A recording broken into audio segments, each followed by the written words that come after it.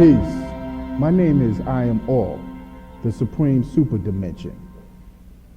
The Supreme Being Black Man, the Son of Man, who teaches freedom, justice, and equality to all the human families of the planet Earth. In this science and discipline, these are Allah's 5% National Historic Archives, where I interview great minds on mathematics and reality, the great legacy of the original people. So at this time, I'm interviewing a great mind, historic mind, Melchizedek. Peace. Peace, God. Melchizedek, what is your full name, and what does it mean? My universal attribute is Melchizedek Supreme Shabazz Allah. Melchizedek means the universal high priest of the Nation of Islam on earth and in the universe. Melchizedek is one who collects the universal divine supreme knowledge and wisdom, preserves the universal divine supreme wisdom, and protects it, and after he protects it, he distributes it amongst the people under the heading of freedom, justice, and equality, because all human family of the planet Earth has the right to the universal divine supreme knowledge, so they can make their own decision of whether to accept the knowledge or reject the knowledge, but they have the right for it to be available for them. Shabazz means a supreme over everything. There is no knowledge, wisdom, or education in the system under the heading of 6,000 years that is above Melchizedek. Melchizedek has mastered the 6,000 years of knowledge, wisdom, understanding, and his mind now is in the 7,000 year of which we are now. Shabazz means God. God means power and force. And Allah means all in all. Everything you see and everything you don't see come from the mind of the universal Most High God, Shabazz Allah. Thank you, Melchizedek. When did you get the knowledge yourself, or get introduced to the message of the Most Honorable Elijah Muhammad? Well, I got the knowledge of self in the year of 57 in the state of Greenhaven State Penitentiary. Okay, I was introduced to the teacher of the Most Honorable Elijah Muhammad from Brother Walter 5X. Brother Walter 5X had already been a registered Muslim in the Nation of Islam, and I happened to be. He had a table set up in the yard where you go for recreation, teaching the brothers knowledge and wisdom that was taught by the Most Honorable Elijah Muhammad. So I happened to be passing by his table, me and some other brothers, and I heard him say that the black man is God and the white man is devil. And he said, now all these correctional officers you see up there on the tier with the riot guns, the shotguns, the machine guns, and everything, they're all devils, and they're here to try to destroy us or make us bring confrontation among us. And so when I heard that, I had to stop. And so I said to the other brothers that was with me, did you hear what that brother said? He said, yeah. I said, what he's saying, I don't think he ever planned on getting out of here. And he heard me, so he turned and looked at me and said, and if you don't come to this table, you're not getting out of here either. And that's when I got in touch with him. But we didn't have no conversation. So later on, as the day went by, I happened to bump into him in the yard again, and he says, come here, brother. I got something for you. I said, oh, no problem. He said, do you read? I said, yes, I do a little reading. So at that time, he had a stack of articles that he received from Malcolm X. Malcolm X used to come inside Greenhaven State Prison and share the teachings of the Most Honorable Elijah Muhammad with him. And the articles that he had was the rare articles from the Pittsburgh Courier. At that time, the Messenger didn't have the final. He didn't have the Muhammad Speaks newspaper or the Message of the Black Man. None of those publications was out as of yet. So he was doing his writing in the Herald Tribune and the Pittsburgh Courier. So he gave me a stack of the articles of the Pittsburgh Covenant and said, now, take your time and read these. So I went, so at the end of the day, after the mess hall, after dinner and so forth, we went back to our cell. Then I started reading the articles. And it seemed like I got, something caught me while I was reading one of the articles. And I just got hooked to it. And so I started going in, read them. And so I kept reading until after the cell light went out. And I had to get by not the cell light, but when the light in the cell went out, then I had to get by the bars and read from the tail light. And I sat and I read every article that he had gave me that night. I became hooked. I became hooked to the teachings through those articles that I was reading. And then the next day, when I saw him, I said, brother, this is heavy, this is deep. And he said, well, now, okay, you had your chance, now he gave it to another brother. Each day, a brother had the opportunity it went around the table to read those articles. And that's how I got introduced to the teachings of the Most Honorable Elijah Muhammad. Yeah, that's beautiful. Now, after the prison, how did you get introduced when you got out of prison, Mr. Melchizedek? How did you get? When was the first time you went to the temple of Islam, and what did you learn in there? Okay. Now, before I get to that point, I got to explain that after we were studying at the Greenhaven State Prison, then Walter 5X. When you hear me say Walter 5X, Bilal Shabazz Allah, and Mahmoud Ramza is the same individual. They're just different titles, different degrees of his understanding. And he decided that he wanted to establish the teaching of the Most Honorable Elijah Muhammad and get in Greenhaven State Prison. So he said we're going to took out a writ to file a writ to have our religious rights, us having the freedom of practicing our religious rights in state prison. So we filed this writs and everything. He said, all those that's down, let's do this. So at that time, Paul D. McGinnis was the correctional officer, the correctional commissioner at the time. So we put the writ together. He put the writ together. We all made copies of the writs and so forth, and did it all professionally. And then when the correctional officers got word about that, they said that whoever filled that writ out would not leave Greenhaven State Prison alive.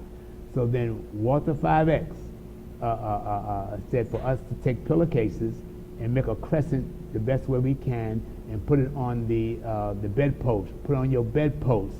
So all those innocent ones who was not down having this done or carrying their action into practice, they wouldn't be harmed for what we're trying to establish.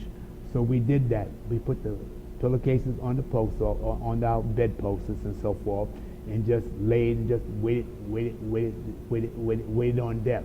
Okay, and what really kept us alive from them really carrying into practice what they said they were going to do to us, because Malcolm was coming in and out of state prison. Malcolm, under the teaching of Most Honorable Elijah Muhammad, was the only minister that used to come inside prison and bring the teachings of the Most Honorable Elijah Muhammad and teach us. The only one he would spend time with was Walter, because he would spend like 4 or 5 hours with Walter, and all the information and wisdom that he gave to Walter, Walter would pass on to us.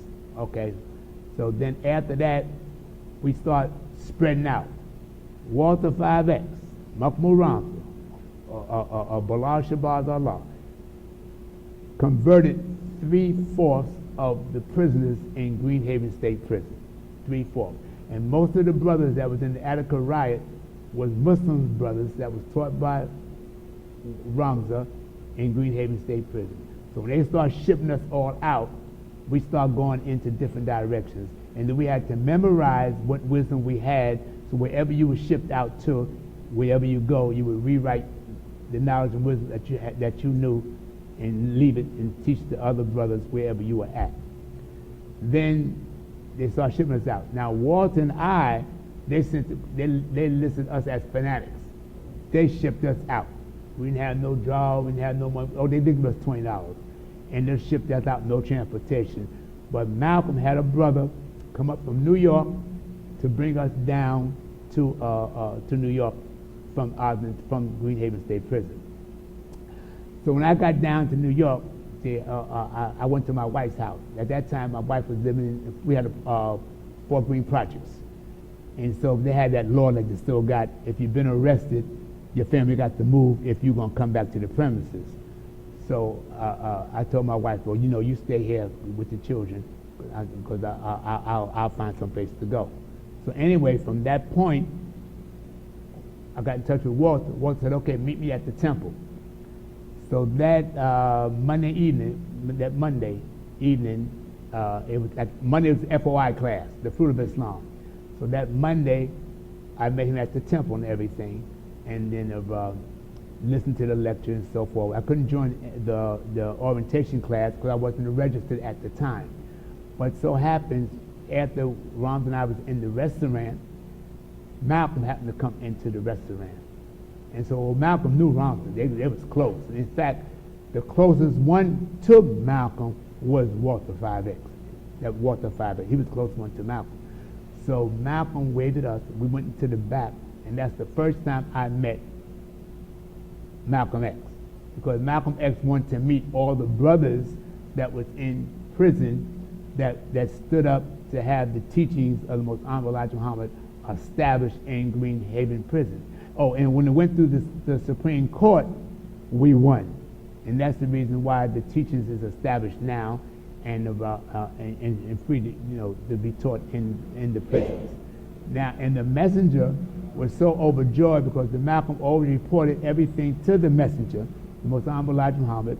He was so overjoyed that he named Green Haven State Prison Temple 7.5 and named Walter 5X the minister of Temple 7.5. Thank you, good brother. Thank you very much. Now, in the temple, in the classes, the FOI training, what was those classes like, and what is the message that the Honorable Elijah Muhammad had gave in those classes that you can truly understand and have applied to your life? Okay. Now, in the FOI classes, when you first come in, after you write your letter. You write your letter to Chicago, okay, to Master Prophet Muhammad and the Apostle, the Most Honorable Elijah Muhammad. You write your letter, and if you have to write your letter precisely, and if it's approved, then Chicago respond to your letter and give you your X. I was Ernest 5X. Walter was Walter 5X. Okay, the father at that time, when he wrote his letter, like everybody else, he received his response, and he was Clarence 13X. Now we're in orientation class. Orientation class was studying the lessons, the supreme lessons. Okay, actual facts, student enrollment. You didn't have all of it at one time, but you had to memorize your lessons. That was the mandatory. There was no such thing as Quran. Quran wasn't even in the picture. It was lessons, okay? And so by us into the orientation class, which is the Fruit of Islam, which is the FOI training class for the military men that belong to the Nation of Islam in America. Okay, that's what we was doing there. That's what the orientation class was for: receiving lessons, learning lessons, memorizing lessons, and carrying into practice to the best of your ability. And what attracted me to the nation, because at that time I had to have a strict direction in life, because see, I come from the street. I was all into the drug thing. I was a dealer, so I stayed high 24 hours a day, you understand, and making money and poisoning the people like we all do, and so forth. So I had to have that's what really, I needed that type of strictness in order to get myself together, because I still had a wife out here with 4 children that I had to make a way to provide for. Now, and so after we mastered the lessons that we received in the orientation class, then Malcolm had another class set up, which was the public speaking class. That's when I come with the father, because we all was in the same class, so naturally we Salaam alaikum, brother, how you doing, how's everything, and so forth, and you have conversation. So when Malcolm set up the public speaking class, the public speaking class was consist of learning to be ministers, qualified ministers, and also learning to be community leaders. Okay. So then in that class, that's when you learned, you got a more broader understanding of what the lessons in the program was all about. Okay. Now when it comes to, that's when you start receiving everything. Now the father was an A1 student. That means A1 student. And when the father was in the temple, he was strict. No alcohol, no drugs, no tobacco, none of that. I believe, if he ate meat, it was pretty awkward. He wasn't like a regular meat eater. But he was a 100% Muslim brother in the Nation of Islam under the teaching of the most honorable Elijah Muhammad. That was his role. Now, and by him mastering those lessons, oh man, I mean, he can kick them off it's just like he was born in it. Like, you know how you just, you master something. You're so good at it, you become a part of you, that every word he spoke was just knowledge, wisdom, understanding. Okay, it was a beautiful, he had a magnetic attracting power. Magnetic attracting power. He draw, if you saw him, you'd walk toward him, but his magnetic attracting power was so powerful, he would draw you to him, and then he would say, at that time he was saying, he said Salaam alaikum, but then he also used to say peace God, okay? But we was all under the heading of As-salamu alaikum, so right away we didn't catch on to when he said peace God. He didn't say it amongst the officials. He would say like on a one-on-one to different individuals, brothers that he came in contact with or felt close to, okay? So then we became close, speaking and so forth. Salaam alaikum, brother, how you doing? How's everything? How's the family and so forth and everything? Okay, and as you know, his wife Dora was the one that brought him to the temple and introduced him to it. But he mastered it. Now his magnetic attracting power, okay, attracted a lot of brothers flocked around him. He drew a lot of brothers, and he would pass the knowledge on to the brothers, just like he would do me. Now, when every program there is, you're always going to have somebody that's going to be envious and jealous of your capabilities or your way of life or your level of understanding or your magnetic attracting power. He never had no problem with Malcolm, because Malcolm loved that dynamic attraction, that powerful, forceful teaching. You know what I'm saying? In fact, most of us took on Malcolm's Malcolm's personality, because that's all Malcolm was all about, right and exact, like it is. So anyway, but it was Captain Joseph, by him having a problem with that how you say, being a control mentality, wherein if he can control you, he respected you, but he didn't like you. Okay, he didn't like you. Okay. So now when the father got so good at his teaching and representing and quoting lessons and all into the Islamic way of life, okay, he felt that it was only right that he should have the opportunity to warm up the congregation and bring Malcolm on like the other ones, because even though other assistant ministers was bringing Malcolm on and everything, okay, before we came into the temple, but they didn't have that magnetic attracting power. See, and the father felt that, why shouldn't he have the opportunity to for that position, because he was qualified for it. But it was always blocked. I don't know what Captain Joseph would say to Malcolm or whatever, that conversation, but I know when Malcolm the father did have a conversation, and the father let Malcolm know what he wanted to teach, or why isn't it taught that the black man is God, Allah. That's what Malcolm said to him, that what you want to teach, you can't teach here because it's Muhammad's temple. So the father never brought about no misunderstanding, no confrontation, no problem on anything in the temple. If anybody told you that it was a back and forth thing, they're lying. All the father said, well, what I can't teach here, then I'll go out in the street and teach. Okay? It did not create no disturbance in the temple. It was temple then. Okay? And what he had the actual facts of student enrollment, lesson 1, lesson 2, and C1. He didn't have the problem book then because the problem book hadn't at that point came down. So what he had, he came out in the street and he started teaching the babies, all in the projects. And what made him so effective, because a lot of the young brothers out there, we all was looking for a father image. You know what I mean? Because most of us didn't have a father one in the house. So most of the young babies, the guards that he came in contact with, was looking for a father image, just like with me.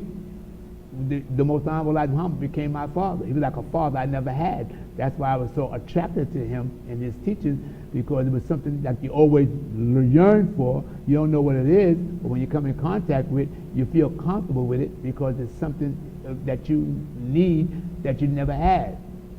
So the father used to teach all in the street, or he went to all the projects, all the project centers, all the schoolyards, all in the parks, wherever the babies were, he taught. And then he used to go up on Mount Marston Park, up on the hill, and teach and share the wisdom with the young generation. And that's what it spread it.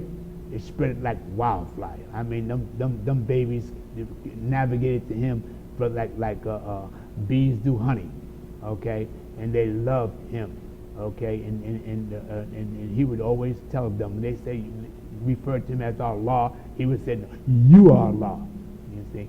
And that's how the nation got, how you say, popular or spread or circulated all through the Mecca, all through the New York area.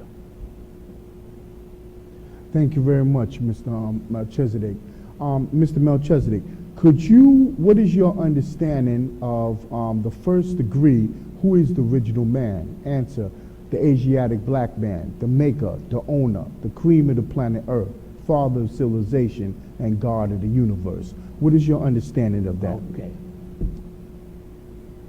Who is the original man? The Asiatic black man, the owner, the maker, the cream of the planet Earth, father of civilization, God of the universe. Okay.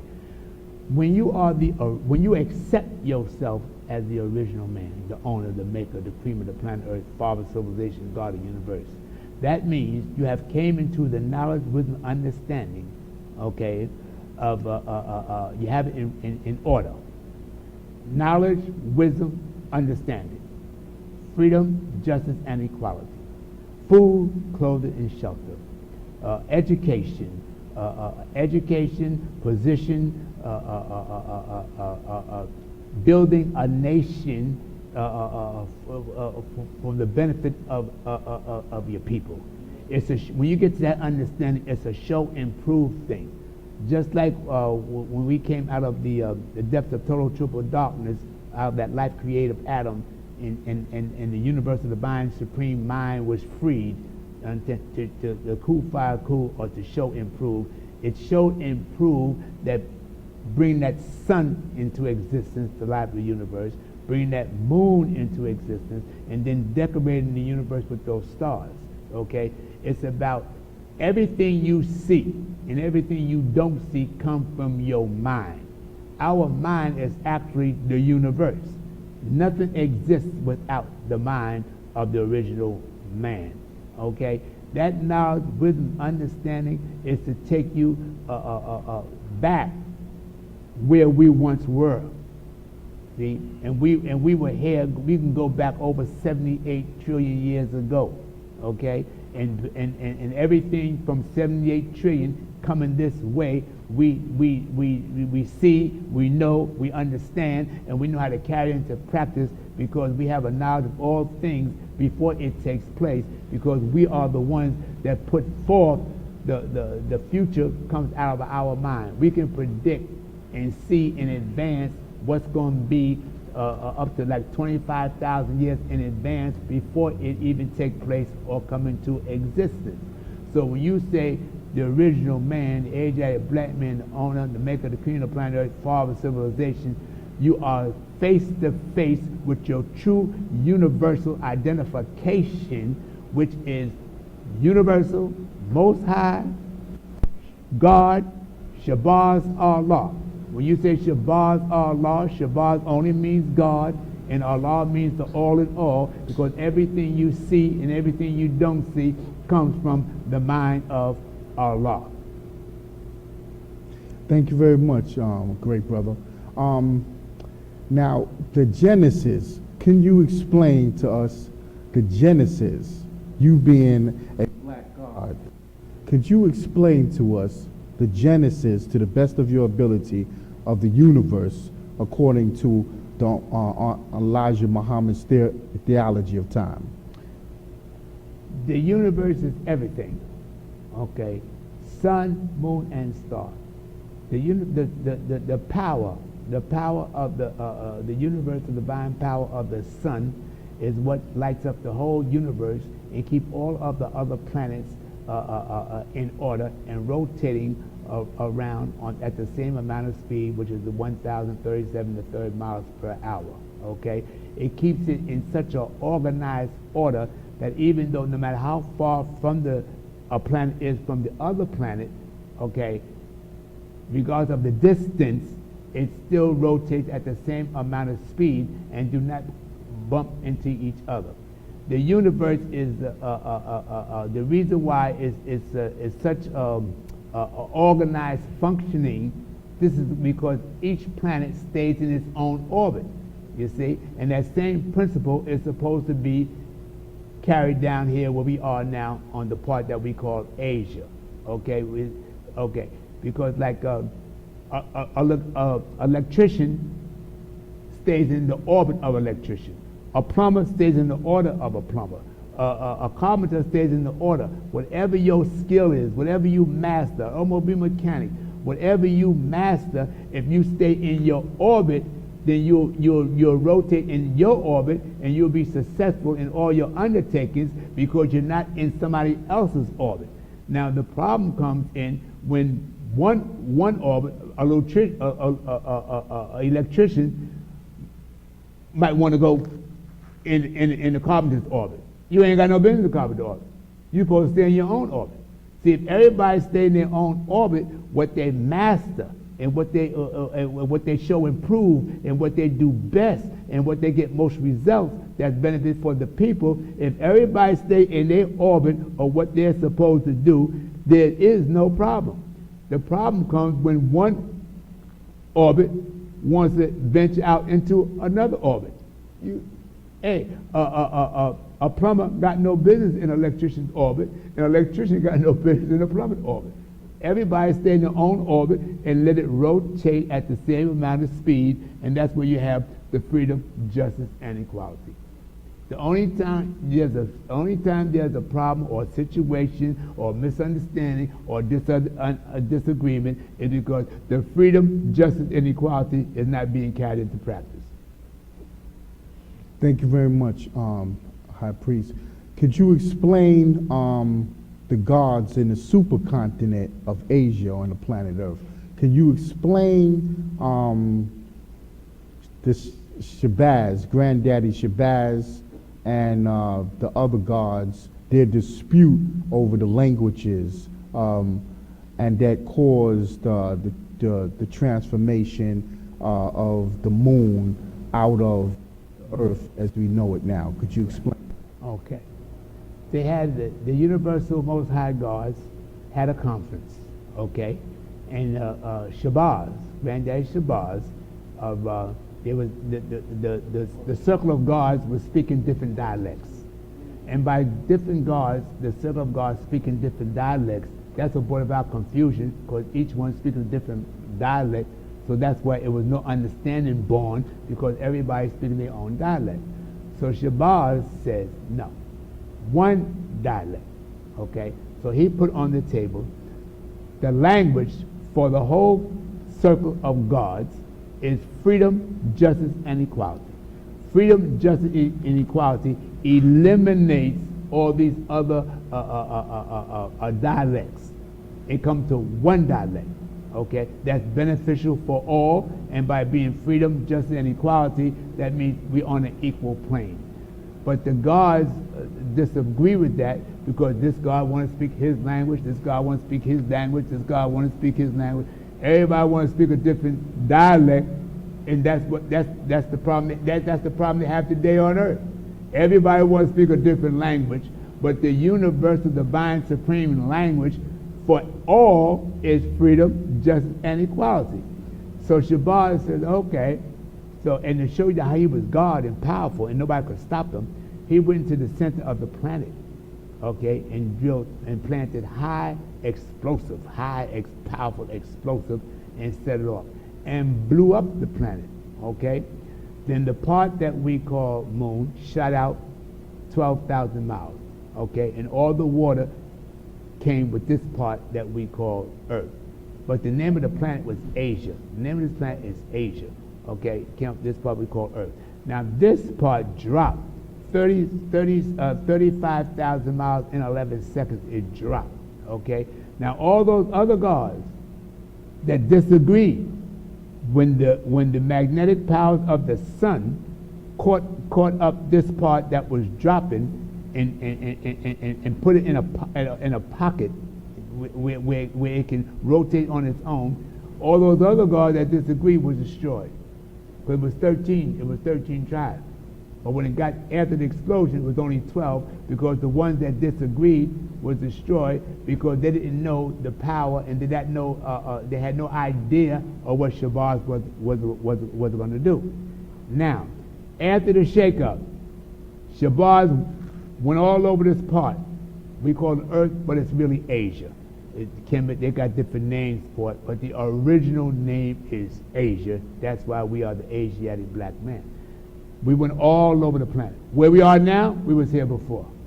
All over this part of the planet, we roamed and went until we located the best part of the planet, which we call the Arabia, which we call the holy city of Mecca.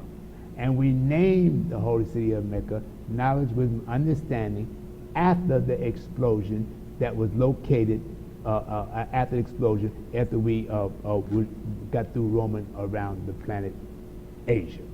Okay, and that black stone is a sign to let the world know the power of Shabbat. That black stone is the representation of the knowledge, the wisdom, the understanding of Shabbat Allah. That's the reason why everybody go to Mecca. Everybody. If you go into Mecca, you have to go around that black stone 7 times and kiss it on the north corner. And the reason for that is to let it be known that Shabbat Allah, the God of planet Asia, is in the North America, buried under that rubbish heap, and the name of the rubbish heap is Christianity. Every Mason Shriner knows that. Okay, all your preachers know that. Okay, but they can't teach that because of the fact they have to take that oath that they revealed the secret of Shabbat Allah. Okay, their tongue will, their tongue will be cut out and buried in the sand by the sea. Okay, now you hear the word of Hayam or monument. Okay, where the wise devils of this civilization keeps the wise people in. And the one that they have housed in this shrine is called Hiram. Okay, Hiram is a noble person, a noble man, a righteous man, and a builder. The reason why I keep Hiram a secret in this tomb is because Hiram is the one that has the key to the whole universe, how to erase this universe and bring a new universe if he chooses to, because he's direct from the universal Most High God family of the universal Most High God, Shabbat Allah. I want to touch on how was when Almighty God Allah came in the person of Master W.D. Farad Muhammad. As you know, we have searched for that mystery God for trillions of years and was unable to find a mystery God. So we had came to the reality of the fact and accepted the reality of the fact that there is no such thing as the mystery God. The Son of Man is God. Okay, now, the most honorable Elijah Muhammad is above, what we have, supreme wisdom, is above every other prophet that ever walked this earth.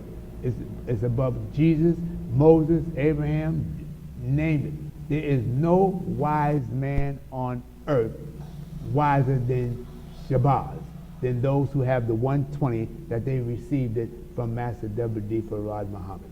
And the reason why that makes the most honorable Elijah so powerful, because he was the only man on earth, no other man was able to recognize the universal Most High God in the shape, form, and fashion of Master W.D. Farad Muhammad, but him.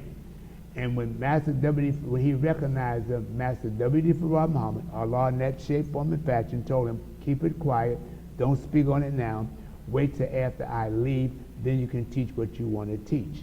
Okay. When Master W.D. Farad, and none of the other followers, none of the other pioneers knew that was Allah in that person at that particular time. Nobody, only the man, not his wife, not his children, none of it. He was the only one that knew that, and he's the only one that had to keep that to himself until after Master Farad Muhammad left. Then after Master W.D. Farad Muhammad left, that's when he started teaching that was Almighty God Allah in that person of Master W.D. Farad Muhammad. That's when it brought about another upheaval where all the other ones, the other believers, got upset because they thought he was teaching something that Master Farad Muhammad didn't teach. They saying, well, we was right here. We never heard him say this. We never heard him say that. That's how you got people today. They said, I never heard this was taught by him, and he never taught that, and he never taught this. So then they seek to do harm to the Most Honorable Elijah Muhammad. Now, the Most Honorable Elijah Muhammad was a fearless man. So they didn't run him out of Detroit.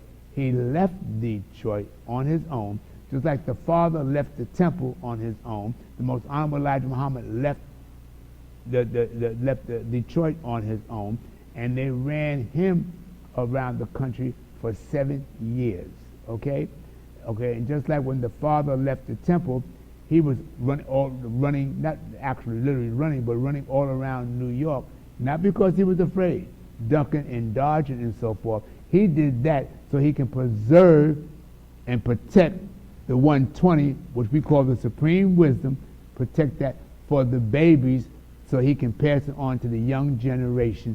Okay, and the only way they would be able to receive that, he had to bring it, he had to preserve it and protect it and go through all those trials and tribulations so y'all can have it. Okay, and that's why he had went through the great trials, the great tribulations, the many sacrifices to preserve that 120. And that's the reason why at that time it was called God in the Ghetto. And he did an excellent job circulating it all throughout the ghettos of the Manhattan area, and then eventually it starts spreading all over. Now, then after the messenger, after the 7 years, it was the messenger's wife, Queen Clara Muhammad, that kept the wisdom together, kept the knowledge and the wisdom together, kept it together, and kept the believers who was holding on. She kept with the teachings that she was receiving from her husband, the Most Honorable Elijah Muhammad. She kept all them together to the best of her ability. Okay, and then when he was arrested in Detroit, it was her, Queen Clara Muhammad, the messenger's wife and only wife, raised it $5,000. She went to Washington, D.C. with $5,000 cash money to bail him out. Then he resurfaced and came back to Detroit. Then that's when he was arrested, okay, for not going to the armed forces. They used it as an excuse not to go into the armed forces because he was above the age anyway. So then he had to go do another 5 years in prison, and it was Queen Clara Muhammad that, with the wisdom that she was getting from the Most Honorable Elijah Muhammad, that kept the believers together while he was in prison for the 5 years. Now, the most honorable Elijah Muhammad is the messenger. Not his wife, not his children, not his grandchildren, not his great-grandchildren. He was the only one that was ordained and got the mission of being the messenger of Allah from Master W.D. Farad Muhammad. Okay? Now, there is no prophet, no man on earth qualified to sit in his seat, wear his shoes, kiss his feet, or sit on his toilet stool, because they were not taught face to face by Almighty God Allah in the person of Master W.D. Farad Muhammad. Now we're moving on up. The father's large. He's smoking. The youth is gravitating to that 120 just like bees gravitate to honey. I remember years ago when I used to go to the Parliament, and they had the Parliament down in Fort Greene. The babies at that time with the 5 senators or the gods on earth, they packed the park. I remember Katanga out there in Brownsville, Katanga and A-Islam and Allah from Union Street and Divine and all these gods, and then the champ from Bed-Stuy, and everybody started gravitating towards this the supreme lessons, okay, that he was manufacturing. Then they had a big, like a riot or something in Harlem, okay, and then that's when Mayor Lindsay sent down one of his representatives, Brady Gordy, whatever his name was. They sent him down, but they couldn't control nothing. They had to call the father to bring about peace during that big disturbance, which most of y'all know about. Okay, and then they started to say that the father was getting so large and the high science that he was teaching them young brothers, and they was going in school bombing the teachers and so forth. The teachers couldn't keep up with them. They were smoking the teachers. At one time they was talking about expelling all of the 5% from the whole school system. Okay, it never came about. They was talking about that. So now every project, community center, every after school program, all in the street, all in the rooftops, all in the alleys, all you hear was 5%, born, teaching that mathematics, teaching that knowledge. Okay, all the projects was filled. Fort Greene was loaded. Fort Greene, Gowanus projects, Kingsborough projects, Brownsville projects, all the different projects was infested with the 5%ers. Okay. Then when the father they try to say he was naturally, when you got supreme wisdom that nobody else understand or don't know, then they're going to try to use as excuse that you have a mental problem, or you're ill, or you're crazy. So that's when he got sentenced to marijuana. And when he was there, that was the worst mistake they made, because he taught there, he got larger there. Just as large there, it didn't stop nothing, because everything kept adding on. Then during that time, you had the Blood Brothers out there. Then you had the Black Panther parties. They started moving. They was out strong too, all out in Los Angeles, out in L.A. And they set up a chapter in Harlem on 123rd Street. They had a chapter there that they was trying to take the youth then, but they couldn't attract the youth, because the father had already shared all that supreme mathematics with the youth. So the youth was their mind was above. It was unattractive to the Black Panthers, because they had supreme knowledge above the Black Panthers, even though the Black Panthers was doing a good job. Okay, and so from then on it just spread it. Okay, and so now at that time, I knew the importance of me having a father, having a good communication, and me understanding where he was coming from. Okay, then I put myself in position to get all of the lessons that I can get from the temple, from different brothers that I communicate with and so forth. Okay, and get all those lessons. So later on up the road, when the father went home, that's when I took the front line with manufacturing those lessons by the thousands, okay? And that had the store up on Utica Avenue. You had 2 stores, up on Utica Avenue. One's on Utica Avenue between Montgomery and Empire Boulevard.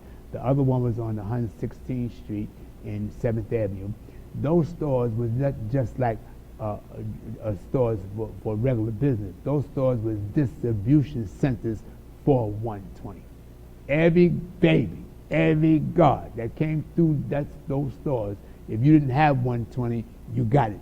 We gave you the whole package. So a lot of the older guards, the firstborn, they was upset with me. Why are you giving the whole thing? Just give them question and answer and this and that. I didn't have time for all that. My thing was to make sure everybody had it. You understand what I'm trying to say? But I didn't have time. You get a question and answer today, and you come back tomorrow, and you come back the next day, because now the temple was on my case. Yusuf Shah was on my case, because now I left.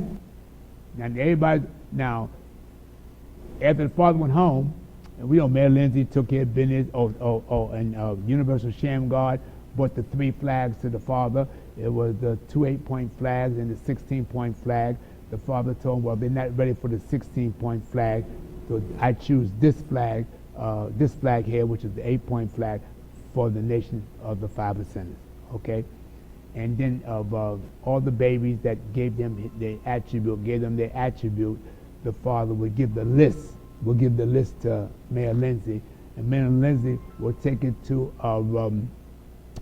Eagle. Eagle was the manufacturer at that time. We'll take it to Eagle. Eagle manufactures up the flag, bring the whole batch of flags to the father, okay? And the father, that's where I get my flag free. Then the father would give the flags out to the baby, give the flags out to the babies with their attribute and everything on there. But he also let them know that it would never always be, it won't always be like that. But for now, that's how it is, okay? So then, so when the father left, and then Mayor Lindsay would, at one time they had the How You Act program going on, where babies would come down there every Friday and just sign their attributes, sign their name, and they got everything with $36 or $38 they would get just for being a part of the How You Act, that program. Now, the father was an economical man. He was a builder. His thing was building, okay? Building schools, building houses, building businesses, and all this, okay? And when Mayor Lindsay was going to sign a lot of those abandoned buildings over to the father, okay, for him to renovate for the nation, okay? And when they approached the father and said, what do you want? What do you want for now? He said, well, I just want a school for my babies. That's how, with the 100-year lease, where we could have time to rebuild our nation. That would be the foundation for us to start building our nation. Okay, he was an economic man. He taught: go to school, get your education, learn a trade, okay, and be productive. Do for self. His economical program was just like the most honorable license program. Do for self. Education, trades, he said trades, positions, schools, housing, food, clothing, shelter, housing, daycare centers, senior citizen center, whatever the community need, that was his goal, to provide and build everything that the community need for the services and for the people. That's what he was about. Okay, he was an economical man, and he also told a lot of the babies that you might have some of y'all won't have to go back into the temple for discipline, because at that time, don't forget, when you're young and you're getting supreme wisdom, you don't know how to balance it, because you don't have the experience to balance the supreme wisdom. So you have to have discipline. So the discipline will give you the mental strength and the direction of how to receive and record supreme wisdom, so you can carry into practice the right thing, the right way of life, which is as far as the economic is concerned. Okay, Now, I had introduced the economical programs to the Guard Nation, many a time. Got to the point where there was no more flags available, and the guards kept pressuring me. No, Chetty, we can do our flag. I was doing all the Islamic jewelry. I was doing all the Masonic jewelry, all the Hebrew jewelry, Dr. York, the Esau and them. I did all their jewelry. I'm doing everybody. He said, well, you're going to have to do our flag. But they didn't know I had already had one that Universal Sham Guard had gave me, okay? And they came before because nobody was doing the flags, okay? And so I made a connection and everything, and I made a connection, writing exact and so forth. Then I started manufacturing the flag and making it available for the guards and Earth Nation, okay? And at that time, the flag was only understanding dollars. Guards would come to me with 50 cents, a dollar, a quarter, whatever they had. But I didn't hold it back. I let them have it. Whatever they had, I let them have it. But one thing about the Guards, and this is the reason why I stuck with them all these years, because all the publications, the Message of the Black Man, For America, How to Live, all the publications of the Most Honorable Elijah Muhammad, they came and patronized me. And by me having a close relationship with the Guard Nation, the stores was put off limits for Muslims. Okay, any Muslim who was active in the temple that was seen coming in the store or coming out the store was given time out of the temple. Okay, that's why the Muslims who still wanted the publications of the Most Honorable Elijah Muhammad, they would call me and say, no, Chetty, we can't come. If we seen coming in and out, we're going to put out the temple, so we're going to have to come after the temple. So after the temple, and that's why I just keep that store open 11 o'clock, 12 o'clock, 1 o'clock, 2 o'clock. They be come from all over the country for different things. And that's why that was the only store on Utica Avenue that sometimes would stay open up until 1 or 2 o'clock in the morning. Okay? Then some of the brothers, I was teaching hard. I mean, sometime in the store, they'd be all over the floor, all over the chair, all over the floor, and they'd be coming at me, and I'd be smoking. I mean, I started really getting into really teaching hard. So anyway, they had a big bazaar over in the Armory in Bed-Stuy, and some of the brothers that be around me was there, and they met Shahraz Ali's husband, Suleiman Ali, okay, and they started communicating with him, and he was said to them, well, where y'all getting all this knowledge from? Okay, 'cause I always taught like it was. I don't care what level your mind was on. I gave it to you the way I had it. And they said, well, Brother Melchizedek is the one that teaches us. So he said, well, who's this Brother Melchizedek? He said, well, he's down there you got a store on Utica Avenue, so forth, and blah, blah, blah. Well, can I meet this brother? He said, yeah, I would like to meet this brother. He said, sure, you can meet him. So they had called me and told me about this brother, Suleiman Ali. And so I said, well, I'm still here. It's like 10 o'clock. I said, I'm here. Tell him to come. Yo, bring one down. So he came down. Suleiman Ali was deep. I mean, we walked the waters for about 4 or 5 hours, okay? And then he said, you know something? I think you're the one. I said, one what? I just met you. He told me I'm the one. One what? So anyway, he went to his car. He came back with the original Theology of Time. It wasn't in book form. It was typed in typeset because the messenger got sick and he didn't have time to go and have it published professionally in book form. So he brought me the original Theology of Time, okay? He said, now, I've been running all over the country trying to find somebody to republish this book. I said, well, why is that? He said, because nobody wanted to touch it. He said, so I said, so why you bring it to me? He said, well, with all this that you got here, I was dealing with all the nations. He said, you can handle it. So anyway, he left it with me, and after that, he used to come down every week or every other week to teach us, take us into high science pertaining to the teachings, because he's been around a long time. He's all out in Chicago. He's been around. So anyway, so I took the book over to 12 John Street to have it, make a printout copy. It costed $45. It was $45 to have it copied.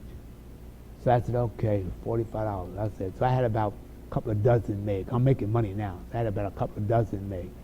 So then some brothers came through that I knew that was working for lawyers that had these high-powered lawyers firms that had these high-powered copy machines.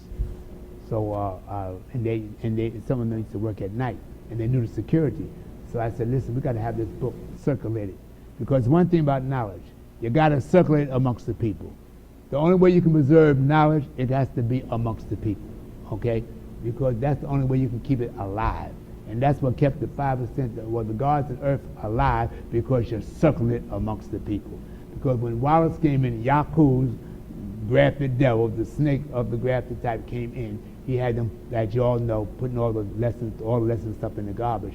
But the reason why the 5% survived that snake of the grafted type, because they had the lessons, okay? And it was the lessons, the 120, that brought Farrakhan back, because his whole book of life was destroyed, okay? So that what brought him back, and he admitted that in one of his lectures, that grateful for the works, actions, and deeds of the 5% nation.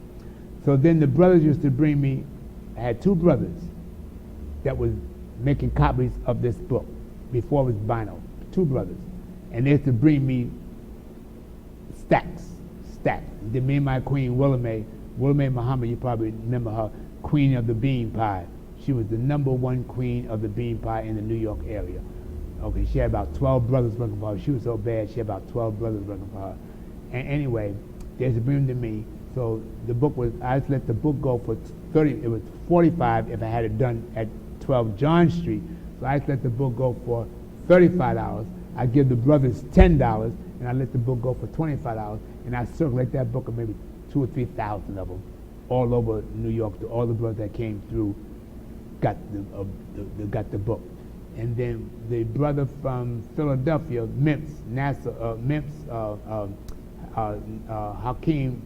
Hakim, that was in Philadelphia at the time, then he moved down to Atlanta, Georgia, so he had one of the books, and he was the one that put the Theology of Time book professionally in the hardcover and everything, like you see it now, okay? And so that's how that got started. And then Suleiman, Savior's Day never stopped. Then we got in touch with John Muhammad, the messenger's youngest brother, who was taught by Master W.D. Farad Muhammad, okay? And him and his wife was secretary for Master W.D. Farad Muhammad. And his wife used to, as Master Farad Muhammad quote lessons, she was the one, she was a young but a master typist. She was the one that him and his wife used to distribute the lessons through the believers, the pioneers that was in Detroit at the time. And we used to bring him into New York on Savior's Day to conduct Savior's Day with us.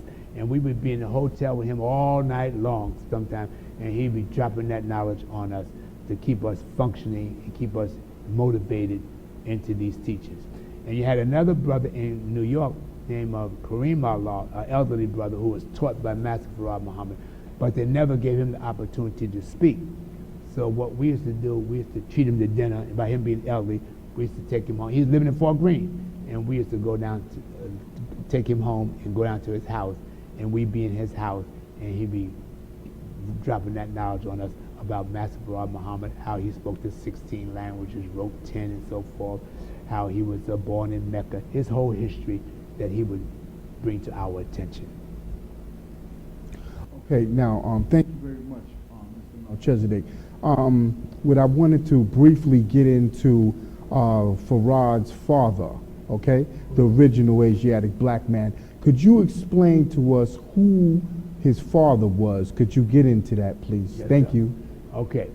The father of Master W.D. Farad Muhammad is one of the 24 elders or the 24 scientists that dwells in Mecca, who predicts the future and writes history 25,000 or 50,000 years in advance.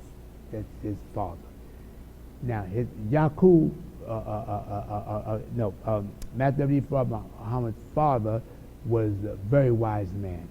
And what he did, okay, when he saw the need of this universal divine supreme knowledge being taken to another level out of the hands of the 24 scientists, okay, because the 24 scientists, they wanted to keep that, well, the 23, he was the 24th, they wanted to keep that amongst themselves, okay, they didn't want the original nation to have this. Okay, his father knew of Shabazz Allah being transported into the wilderness of North America.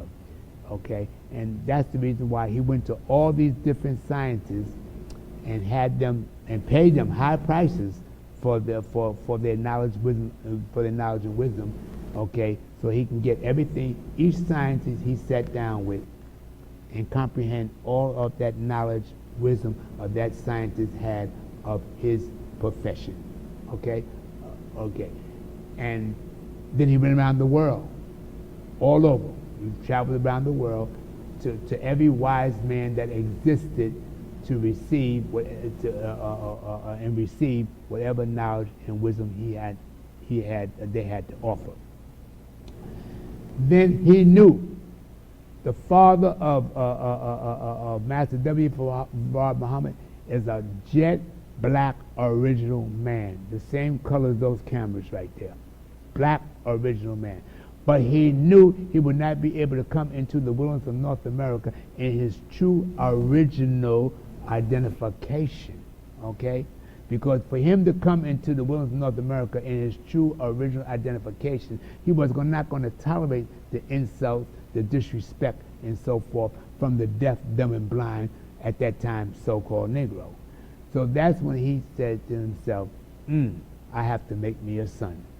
So he went to the Caucasus Mountain, okay, and he selected a young girl who had not carried devilishment into practice. She was a white devil, but not devil by nature, but never had the opportunity to carry devilishment into practice because she was only 16. That's why they call her Baby G. She was 16, Baby G.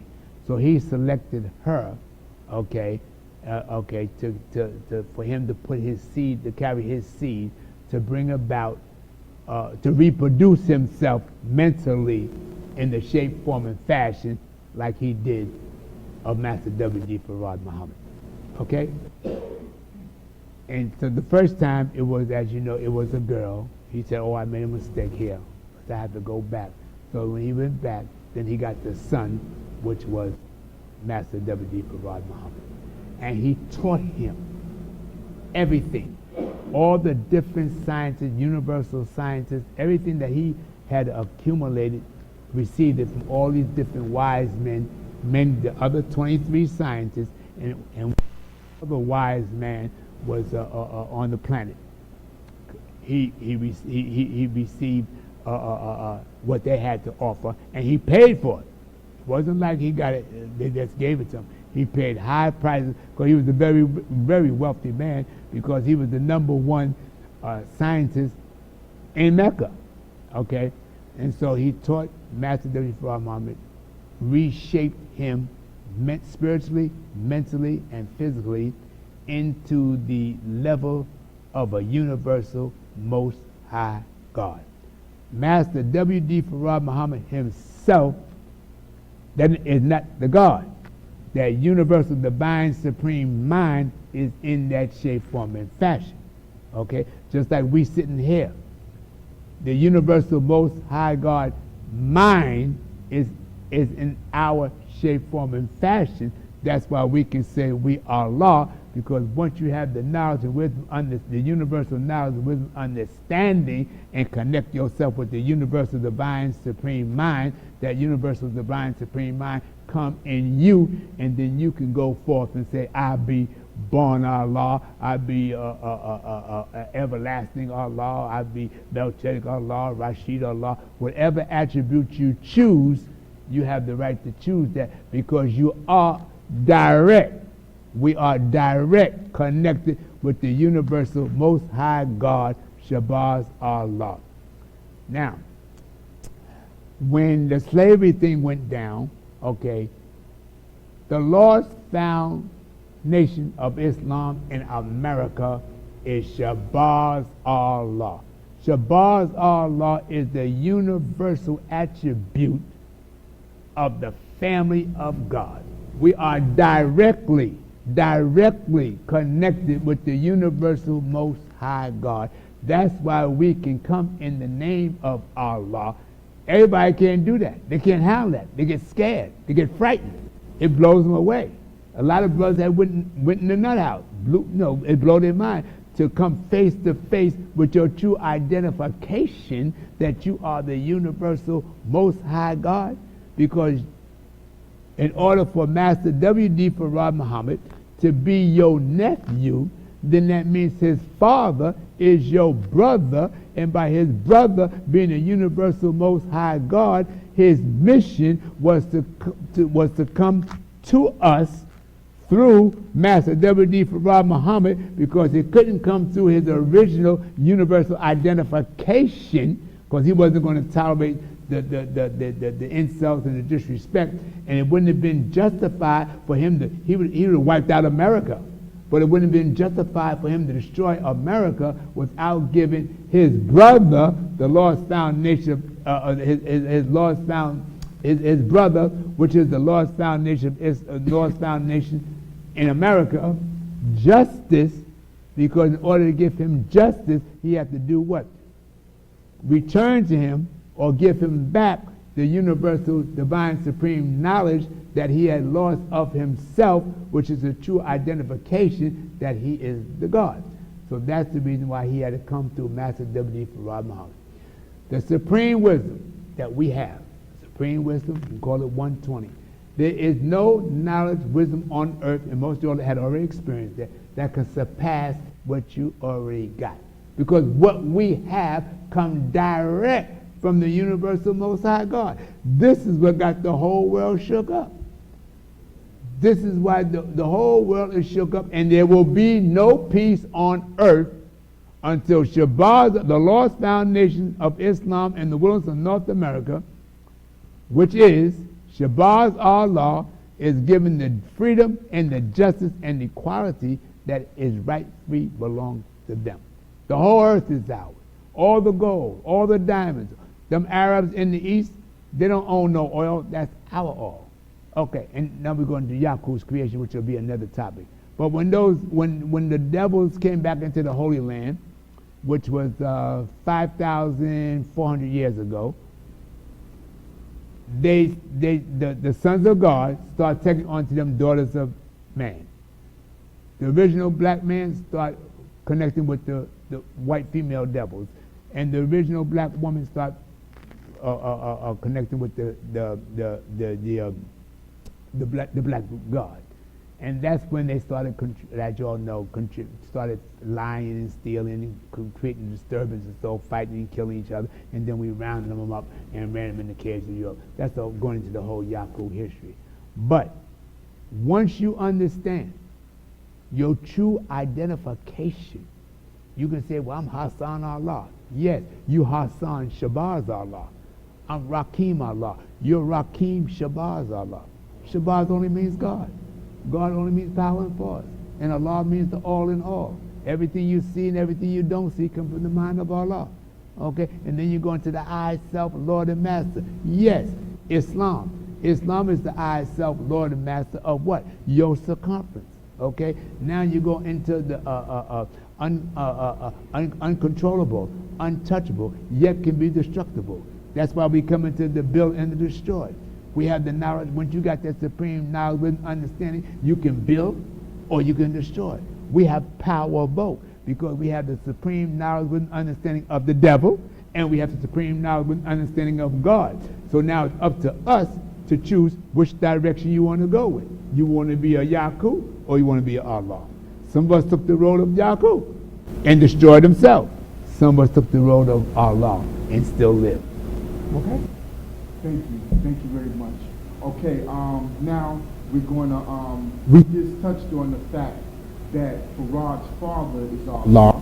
We just clarified that. Mm-hmm. And he went and prepared a seed, a half original seed, a nephew and whatnot, to come here and to see about the uncle, which is all of us, the original Asiatic black man here in the wilderness of North America. Mr. Melchizedek. Yeah, hold that point right there. That's what made the father so powerful. He understood that. He understood that. Because he understood that just like the father of Master W.D. Farrar Muhammad, or the Universal Divine Supreme Mind, okay, can come in that shape, form, and fashion, it also can come in him. He understood that then. That's what blew up that was the explosion was. You understand what I'm trying to say? Because the officials at that time didn't understand it. So when you don't understand something, you don't agree with it. You disagree with it. You understand what I'm trying to say? Back then in 64, to come out and say, I'm God Allah, brother, that took courage. That took courage. Okay? All right? And he was the only one, give credit where credit is due, because I was there, that had the courage to stand in the temple and make that known, and come out in the street and make that known by himself. You had other guards that was there, like John, we call him John the Revelator, or Prince of Allah, or well, Justice was coming in and out, but he never was registered with the in the FOI classes. He had a couple other guards with him. But my point is this. That's what made him so powerful. And you know that made him so powerful. Every time you see a God on earth, you're looking at him. Okay? Because the mind of the universal God always lives and never dies. Okay? It just takes on shape, form, and fashion in different individuals that accepted the word or the truth or the wisdom of the true and living God. Okay, peace. My name is I All, and Melchizedek, I would like to thank you very much for this interview and the knowledge and the wisdom that you had manifested in it for future generations and whatnot for all of the human families of the planet Earth. You've you've done the best that you could, and we love you for that. Okay. Now, what would you like the next generation of young to do to make the world a great place? Okay. First of all, I want to make it be known, plain to the world, that I always loved the Father, always respected the Father, and I understood the Father. Okay, and that's why I was understand His mission, and that was the reason why over now about 50 years now I've been upholding the Father's program to the best of my ability by keeping the 120 available all over the world, all over the country, all in the street, now all in the penal institutions. Also his portrait all over the world, all over the country, all in the street and in the penal institution. And also kept the flags available for all these years, okay, because I know that the supreme knowledge, wisdom, understanding that he taught was good for the people, okay? And he did an excellent job. In the 5% nation, I make it plain, they gave me maximum support. Even when the Muslim was boycotting me, it was the 5%ers that kept the doors open for me, okay? And I appreciate them, I love them, and I'll always be a part of them. Now, as far as the children is concerned, the babies, what the Father wanted from you. He loved you. He sacrificed everything for you. He was a genius. He could have went for himself and became a millionaire, maybe a billionaire, because he had the knowledge and wisdom, understanding how to accomplish whatever goal he chose to accomplish. Okay? So to show your respect and gratefulness, you should do what he asks you to do. Get yourself an education. Get yourself a trade, get into discipline, stay away from the vices. No alcohol, no drugs, no tobacco, nothing negative. Stay with the positive because you are the future generation. And the only way you can show improve and your appreciation and respect for the Father is carry into practice what he taught you and what he left you. Because his whole mission was freedom, justice, and equality, education, motivation, determination, and build a nation. You must establish an economical program as an establishment to show and prove that his work wasn't in vain. We must get on point. And another thing, every God, every baby that benefit from the 120, from the Father's teachings, that's in the area of the tri-state area or wherever you are. It's only love and respect. Once a month, you can come to the parliament and show love to each other as a family, because that's what he wanted. He taught unity, in every baby. And to Colleen with the 5% paper, it should be on front page. The responsibility of every baby to come and pay his respects to the Father's mission at the parliament. It's only once a month. There's no excuse. Be there and show love and respect for each other as a brother and as a nation, and build together. And whatever petty differences you have, put that aside, because it's about the future of the baby. I be Melchizedek Shabazz Allah, Supreme Shabazz Allah. I love you, I respect you, and that's why I stand with you.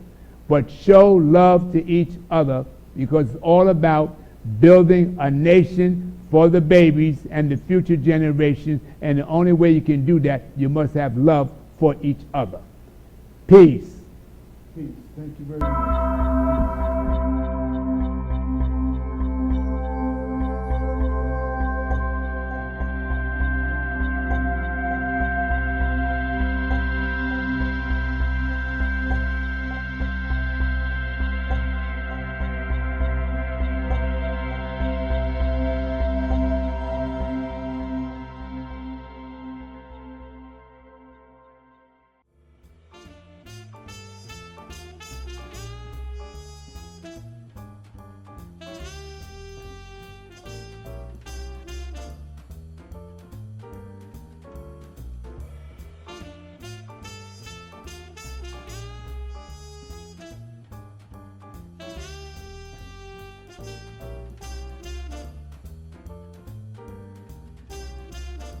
Peace, God.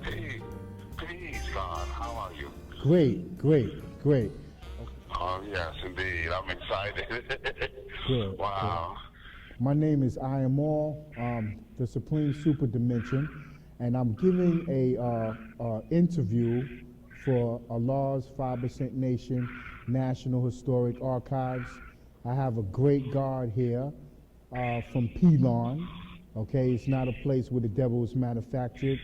It is for many great names: the power land, the pineal gland, the land of the stimulus of science throughout the planet, and it's known for many names. No devil was manufactured. Only the idea of God was manufactured there, as we're getting ready to find out now. Peace, God. Peace, Beneficent One. Yes. How you be, God? I'm being great, God. I thank you and everyone for allowing me to participate with my voice. And how are you and everyone? The guards are here in the studio, and they're supreme. Looking forward to receive your high science, as well as your high discipline. Melchizedek is here and whatnot, and they're here, God. The question, the science that we're going to start to elaborate on, great God, is the science of Allah, the Son of Man, the Supreme Being, Black Man from Asia. What is your understanding of that high science and reality? I appreciate one and all for having me indulge in this participation. And Allah is the one who bestowed mental freedom on us by he unleashed the truth, and this broke the seventh seal, which was the seal of secrecy. That seal was on the lips. It no longer exists, thanks to our Father, who guided us toward mental freedom, so that we can be free to love and cherish each other with the science of everyday life and love for mathematics. Because it is through mathematics that we familiarize ourselves with the omnipotent mind, the beneficent creator of matter itself, mind over matter. And it is through Allah that we learn to cherish each other, for we must cherish each other in order for us to experience the love of a nation. Indeed so, God. With that said, what is your understanding of the genesis of the universe? My understanding is that the genesis of the universe first started with knowledge, or the blackness, the backdrop to the stars, because that blackness that you see is unpolarized magnetism, pure concentration, and concentration is mind power, because even in order for you to conjure up a thought, you must concentrate on what you're thinking of in order for that thought to be realized or to be carried out. And that concentration or that unpolarized magnetism was concentrated into the center of eternity, because that blackness is eternity, because nothing existed before that blackness, which is absolute awareness, or the subconscious, or the mind itself. So when we look up in the sky at night and we see the stars, the background to the stars is the mind itself. So the mind can be seen with the physical eye. And the genesis of the universe was concentrating love to the center of eternity, or to the center of the existence of this blackness, creating a vortex of what is known as an event horizon of blackness, concentrating pure magnetism to the center of eternity, which there is no end to. And as this concentration of blackness or pure magnetism to the center of eternity kept this vortex spinning faster and faster and faster until that blackness was tripled.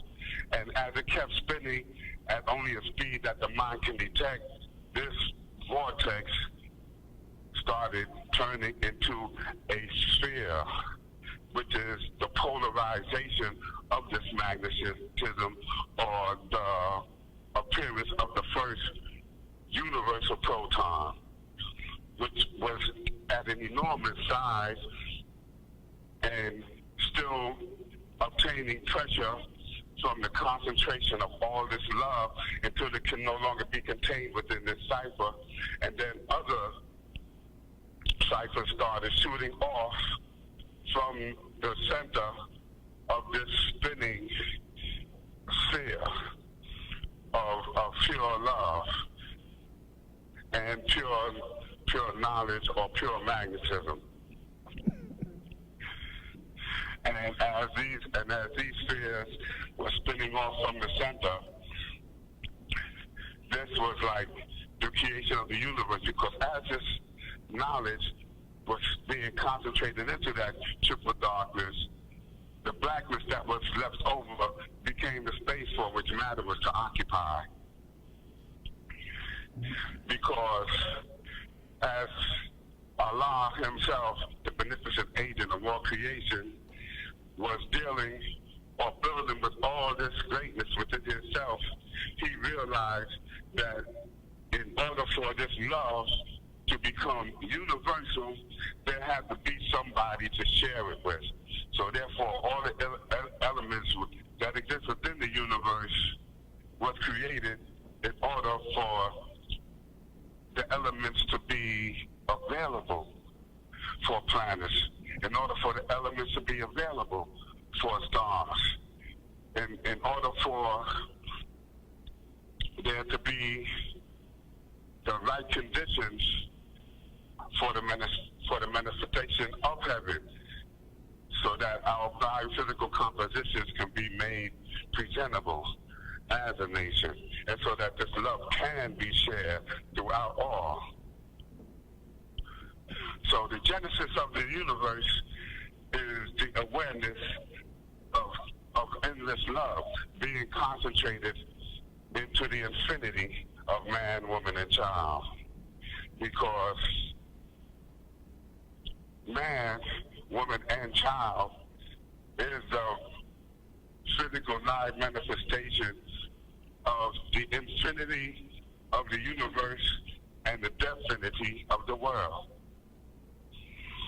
thus bringing about the bio-physical existence of 360 degrees of awareness. Yes. Okay. Thank you, God. Now, the planet, the universal planetary being that we now reside on. Could you give us the history? You told me some history that there was different continents that's called Muslim. Where did that term Muslim come from? The cities of Mu and Salam, the lost cities of Mu and Salam, those are the lost cities of Atlantis, which means peace. Mu was the east side of the capital, and Salam is the west side of the capital. And when they come together and corresponded with each other, thus came the term Musalam, or Muslim, which is the combination or the correspondence of both sides of the capital of Atlantis. This was like I said, the correspondence of the Lumerians and the Sumerians, because those are the ones who was residing at this location in that day and time. They were original people? They were the original people, because that's all that existed at that day and time. Okay. Now, how did the universal planetary being of the original people at that time, how did it exist? And the part of the moon, what was that? The part that was the moon was known as Eden, and the part of the planet Earth was Atlantis, because it was mostly covered underwater, except for the South Pole, because the highest concentration of gravity was where the moon and the Earth was joined together, and Mars used to orbit around the planet Earth. It is from Mars that the seed of the original man first, I would say, emerged in the form of pods, because at the time we were not of the flesh, we were of a more botanical nature. This is why our lifespan was so long, because we had the same lifespan as trees and other botanical life that lived for hundreds and even perhaps thousands of years. And being that the moon and the earth were joined together, the gravitation was much stronger, so we needed bodies to accommodate that. And also, the atmosphere was much, much thicker than it is now.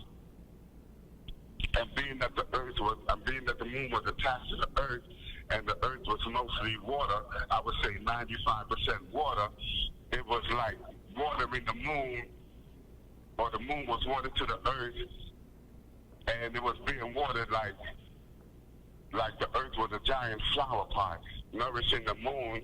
So the whole planet of the moon was like a immense jungle. Right. Now, your attribute. Could you give us before we move on? Can you give us your attribute and where are you from? Oh, my name is Ismail Scientific Allah. Pardon the rudeness of me not making this or clarifying this before I started getting into this, but I'm so excited to be in your presence locally.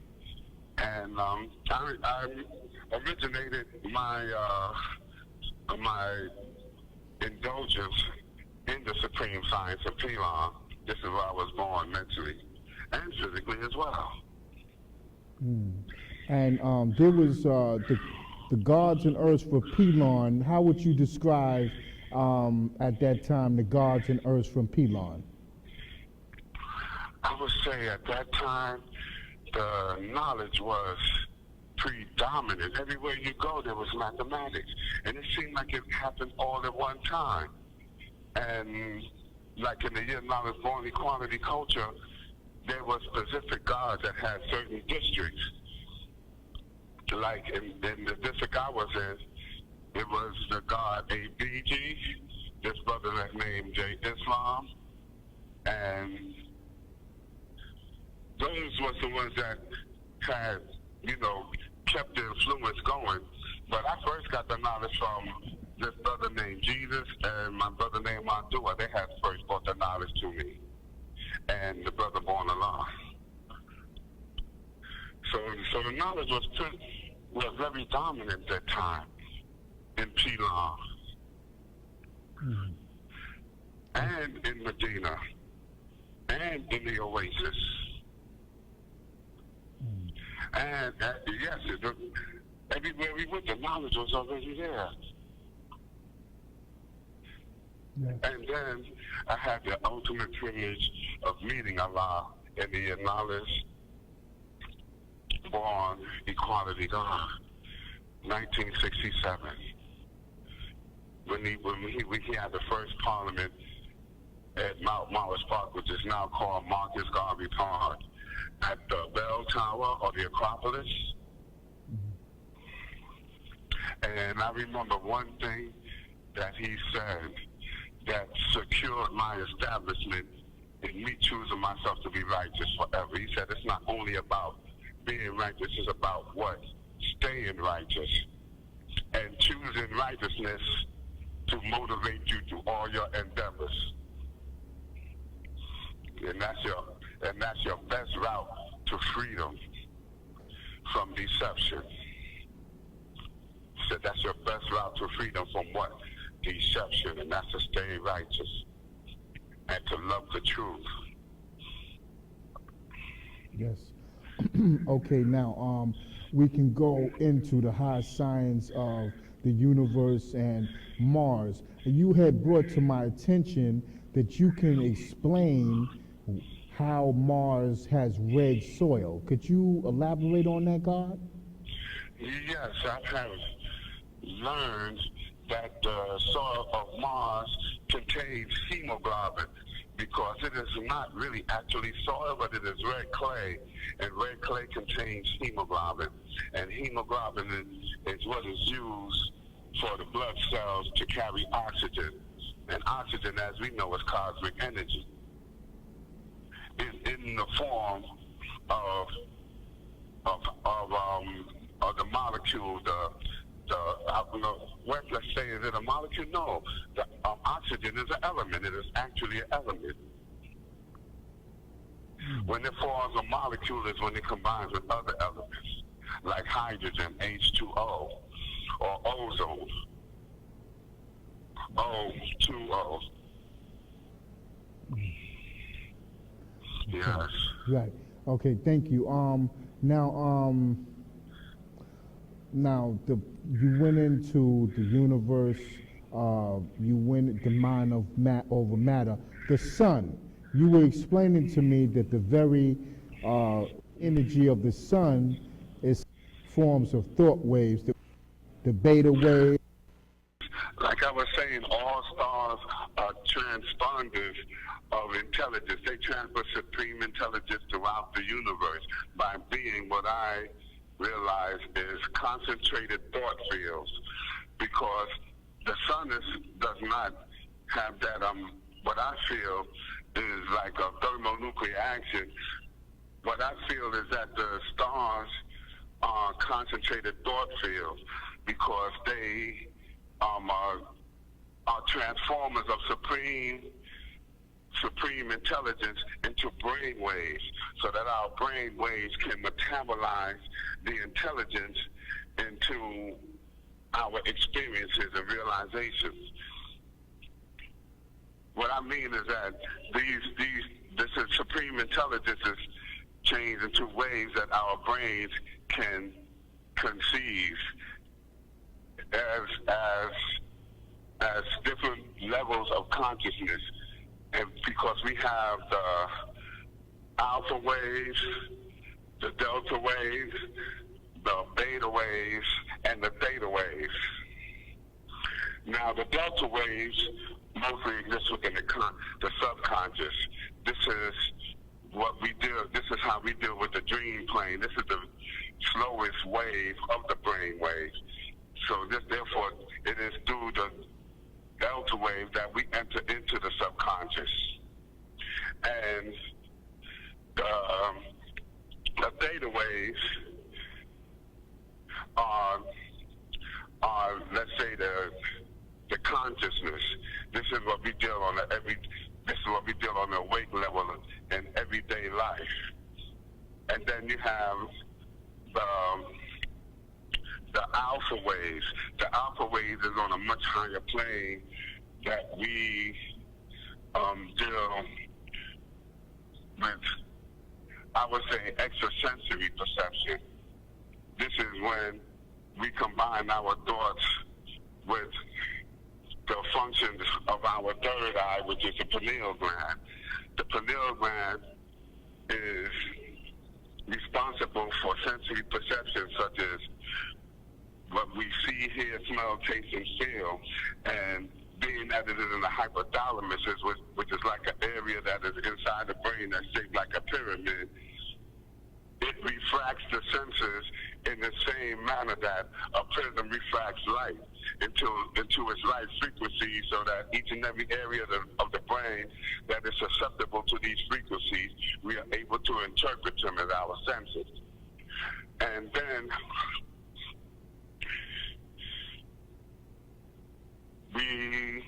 the reason why we are not aware of these abilities, it is because through the use of fluoride, they are able to cause calcium to crystallize over the pineal gland, thus taking away, I would say 80 to 85% of its sensitivity, whereas we only deal on the earthly plane instead of on the cosmic level like we are supposed to. And one way to decalcify the pineal gland is by taking melatonin, because this actually neutralizes the fluoride, and it also decalcifies all the calcium deposits that have been misplaced and returned it to the bone, because the fluoride gets the calcium from the bone and deposits it everywhere else in the arteries. That's what causes the clogging of the arteries. It is the calcium that the cholesterol sticks to, not to the surface of the arteries or anything like that. But once the calcium deposits itself in the arteries, then that's what the cholesterol sticks to and causes the clogging of the arteries and everything. To my knowledge, I don't even know if fluoride prevents cavities. So I'm thinking that there was another ulterior motive for them putting the fluoride in the water and in the toothpaste in the first place. And that is to put our extrasensory perception to sleep, or to like put a lid on our third eye, so that it can seem like it's putting us to sleep, or our sensory perception to sleep.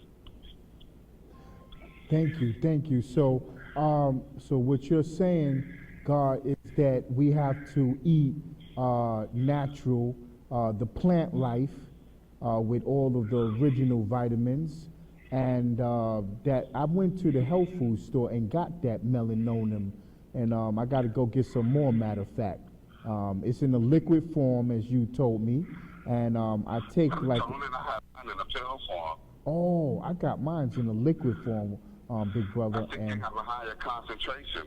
Yes, I got it from the health food store, and I take that as a liquid supplement and things of that nature. And I also take spirulina and stuff, and some other plant life and stuff like that from different plants in the supercontinent and things of Asia and things of that nature. So you're right. Now, what do you, the high science of the original man, and his natural law of righteousness. What could you explain the original man being Allah and civilizing the whole planet and expanding the universe? I'd say the way to do that is with purification of consideration, purification of compassion for one another, all the gods taking care of all the women and children. We have to do this on a universal level. Because doing it separately and only coming together instead of staying together, it worked then, but it's not working for us now. We have to come together in purification, because purification is the fountain of youth. And for all the adults out there, the fountain of youth is not indulging in anything that you wouldn't give your children. Because this is how we preserve the youth. So this same method could be used to preserve our youth as well. So I'd say that purification, love, compassion, and all the dynamics of love supports life. Because from love comes heaven, from hate comes hell. So therefore, we don't need all the jealousies and all the impurities that's been holding us back. All we have to do is discard all of those and keep ascending towards higher plateaus of righteousness. Because being a savage in the pursuit of happiness is what produces hell. Being unkind to each other, being selfish, and disregarding that our nature is to support life is causing so many to lose it, because of the irrational decisions that are being made out of being inconsiderate.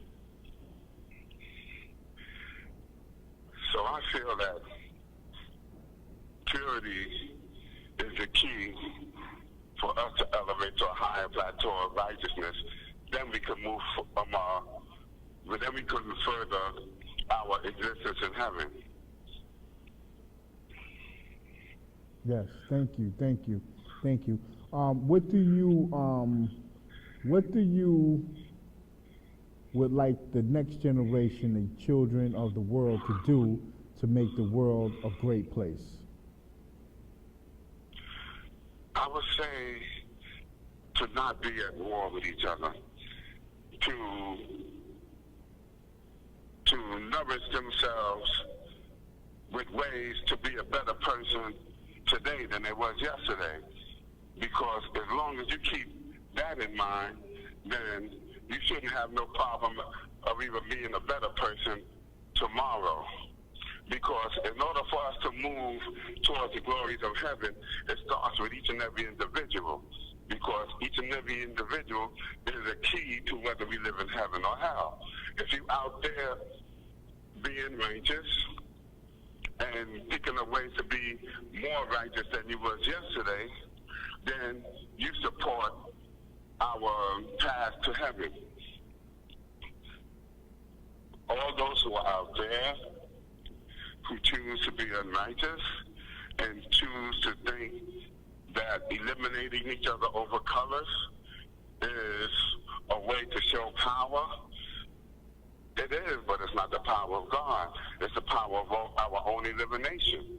It's the power of our own extinction. So let's cherish and celebrate our privilege of even being able to see colors, because many beings don't even have that privilege. There's only 3 inhabitants on this planet that can even see true color. And here we fighting and killing each other over it.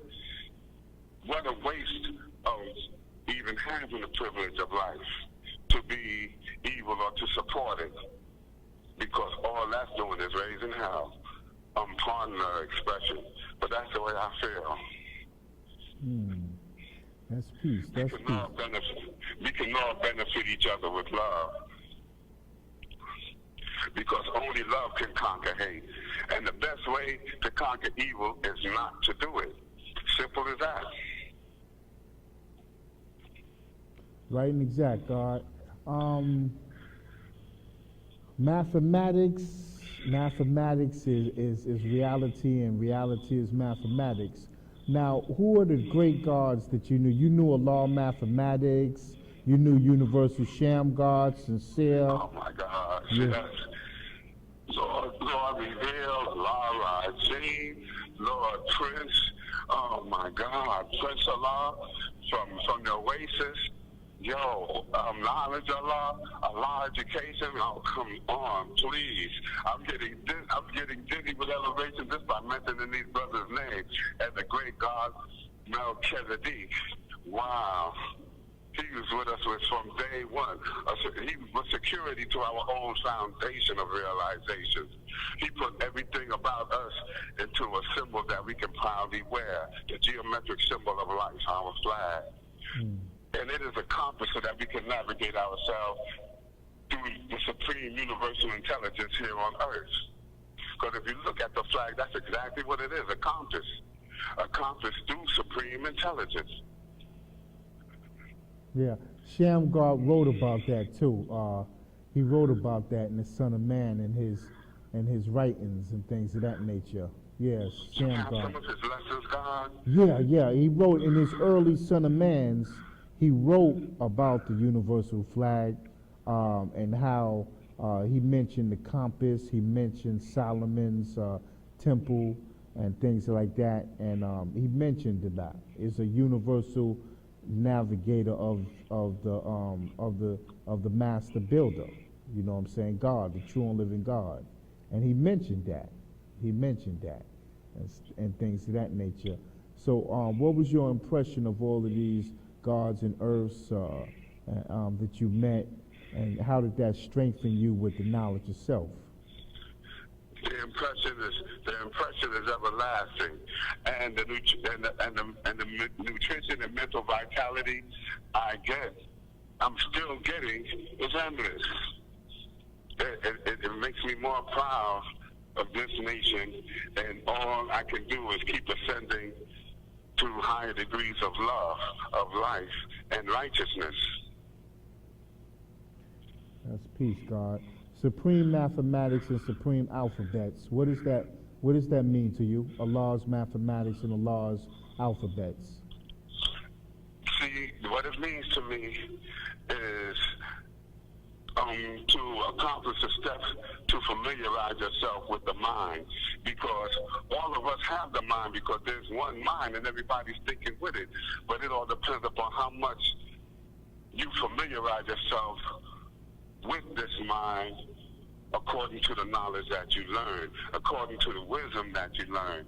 Mathematics are steps to having access to this heavenly mind, because mathematics is a definition of what they have given us with the so-called numbers. See, they let us know how much they amount to and how to pronounce them, but they gave us no definition or no meaning to them.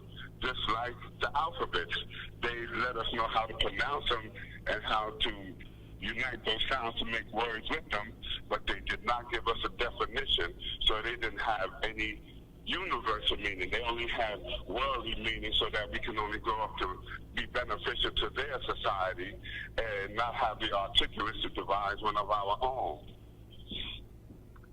So knowledge is the definition of what had always existed. Knowledge is eternity, because intelligence always existed, because in order for anything to exist, it had to be thought of first, whether it was in or outside of the brain. And the mathematics is how we interpret this intelligence by corresponding with each other in what we know as experience.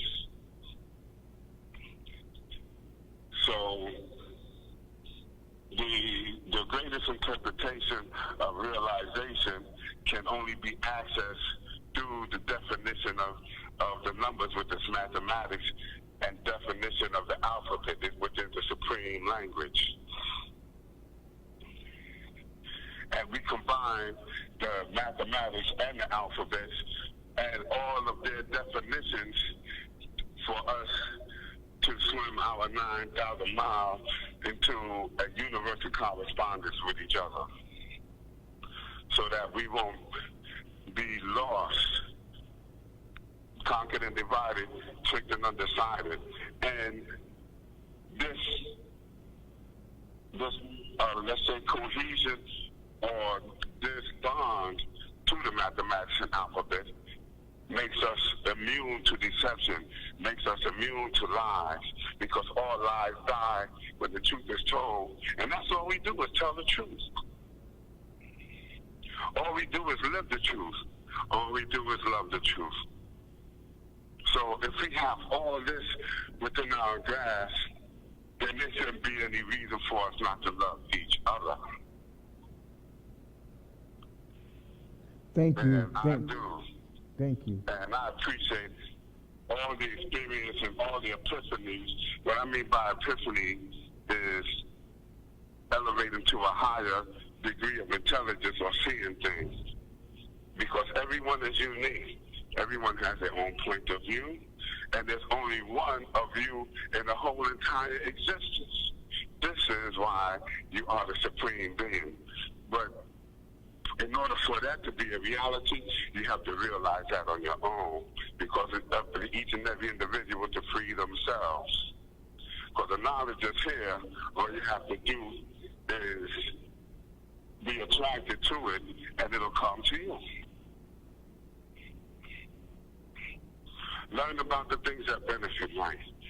Learn about all the aspects of love, all the aspects of sincerity, fidelity, compassion, affection, devotion, because these are ingredients of heaven. From love comes life, and from life comes love. It's a symbiotic existence that was always here in the eternal mind, the inner verse. That inner vision is your freedom. Thank you. Yo, God, thank you very much.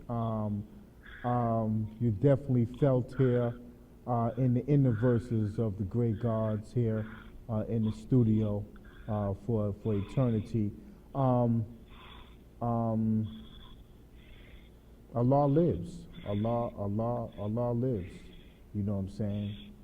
Eternal and infinite, and things of that nature. So you described the atmosphere of Pelon, powerful gods, powerful earths, all five boroughs. There were Allah's nation is manifested in all five boroughs and way beyond, on the face of the entire planet of Asia. Indeed, so I really feel that too. Yeah. And it was so beautiful. Even though not all my experiences was good, most of them were. And that's what counts, because you have to stay righteous through all your experiences regardless, and do not deviate. Because righteousness is forever, and the reason why righteousness is forever, because love is forever. And the reason why is because it's constant. So this is something that you have to feel non-stop, you know, in a matter of no time at all. Every moment, every second, and every angstrom in between every second has to be for that common cause of righteousness. Because this is the only way that life can be lived out in a heavenly fashion.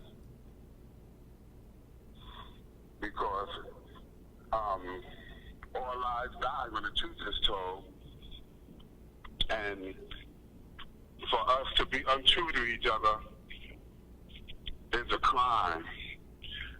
For us to hate each other is a crime. That's why crimes come from it. Because it's a motivation of even feeling like that, and even having that kind of maliciousness in your heart is very damaging. It takes away from your soul power. It decreases your ability to be a soulful person until you don't even have enough soul to be decent anymore. So righteousness is a stairway to heaven. And the heaven, explain the state of heaven. The state of heaven is right here. We've been here all the time. The planet Earth is heaven. Heaven is anywhere that supports life. But the reason why it doesn't appear to be so is because we've taken each other through so much hell that we can't even recognize it for the heaven it is. We all share the same sun. We all share the same what? Atmosphere, the same water, all the same elements. We've given them all these elements of privilege to experience life, to communicate with each other, to have passion for the next generation. And who are we to leave this wonderful, glorious planet of heaven in a worse condition than when we got it for the young? No, we can't do this. We have to change that tide and stop being the source of our own extinction. Thank you. So Thank therefore, by us cherishing and realizing where we really are, that you don't die to go to heaven, but it's actually the opposite. You are born into heaven. Everything that they were teaching us is really the opposite of what the way it really is. You don't die to go to heaven. You're born into heaven. You're born into life. God is not unseen. He is seen and heard everywhere. That blackness that I was talking about, even when the light is on, it's still there. Telling me that's why you see shadows.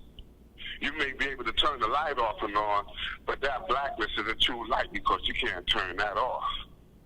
So all you have to do is concentrate on that which is within, and then it'll all come to the surface as your radiance will be as true as that light that exists within, because you become that light. Just fill your heart with love, and then everything else would be for the purpose of supporting that life and loving that life that you have within your heart, because the heart is a vessel. It's not going to stay empty. If you don't fill it with love, then others around you will start filling it up with hate and confusion and jealousies and all the other iniquities of ATLL, or envy, greed, lust, and hate, the four corners of hell. Because the four corners of heaven is freedom, justice, equality, and Islam. That's the compass that guides us to heaven.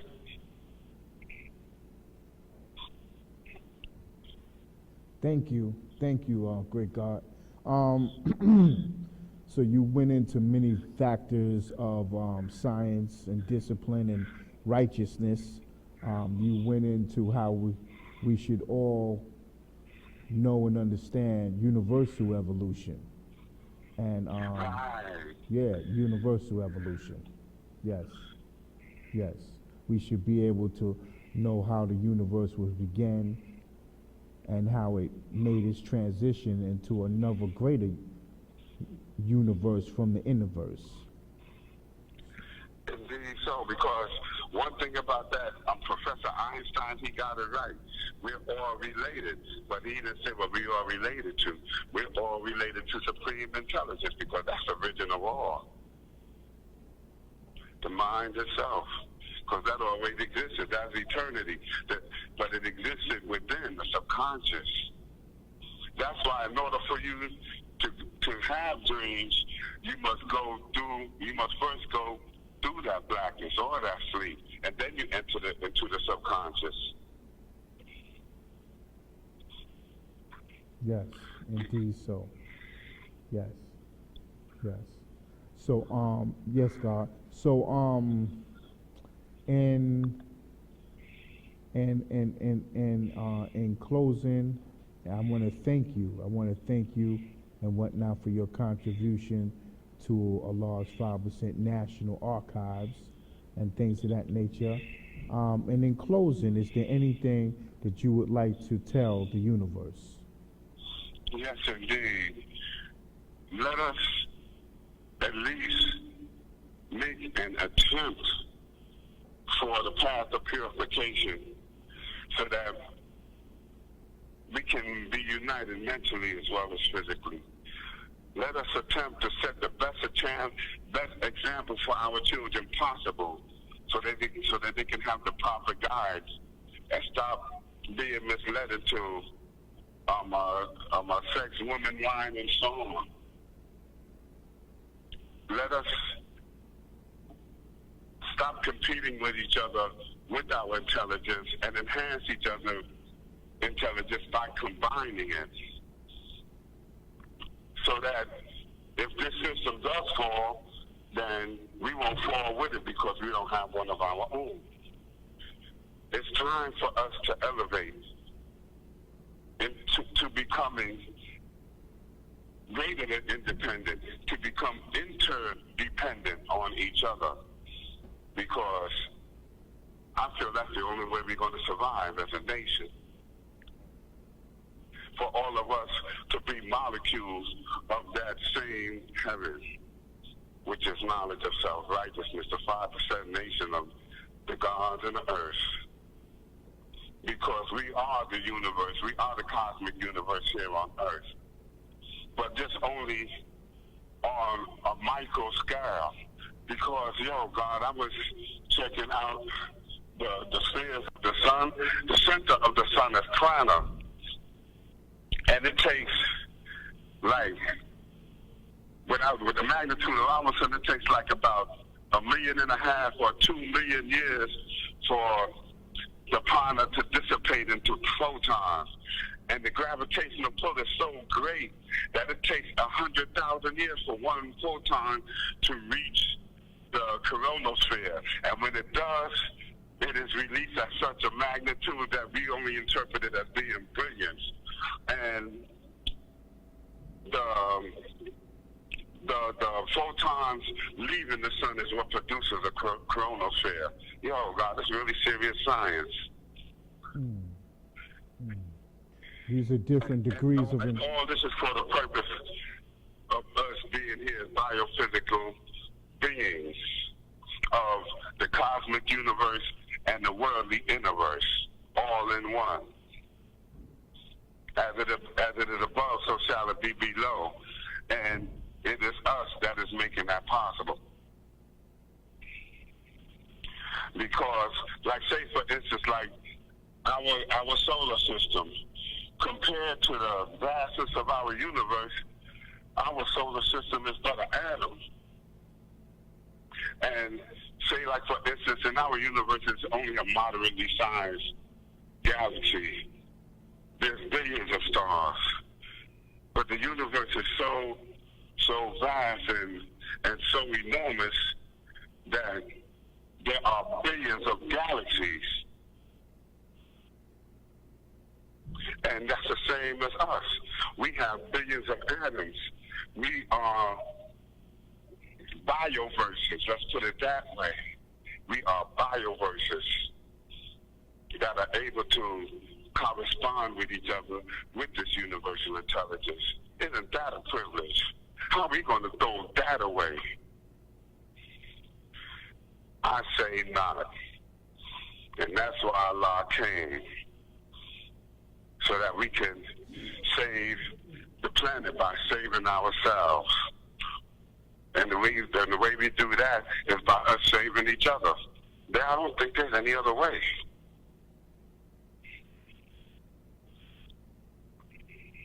That's peace, God. Thank you. Thank you.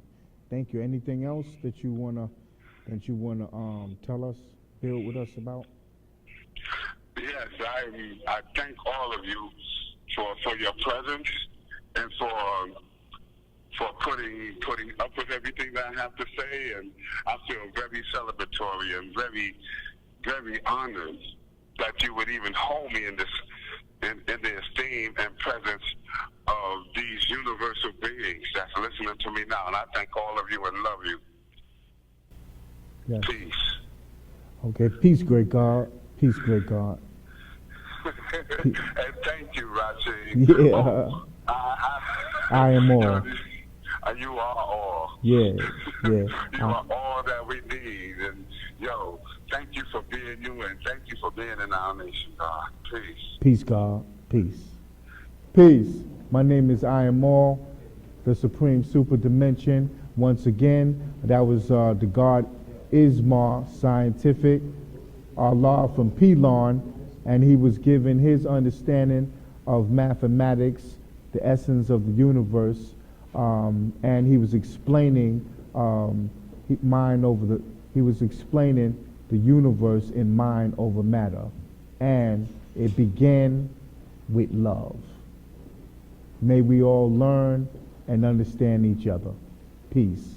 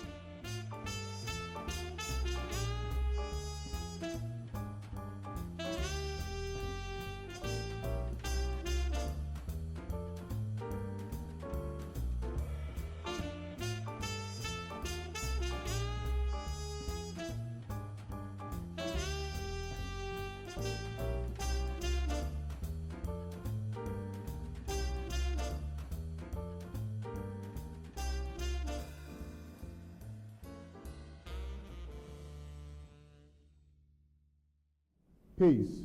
My name is I Am All, the supreme super dimension. In this science and discipline, we are conducting brilliant interviews for Allah's 5% National Historic Archives. King Civilized, the God, King Civilized, has done extensive work with the historical archives of our beloved nation.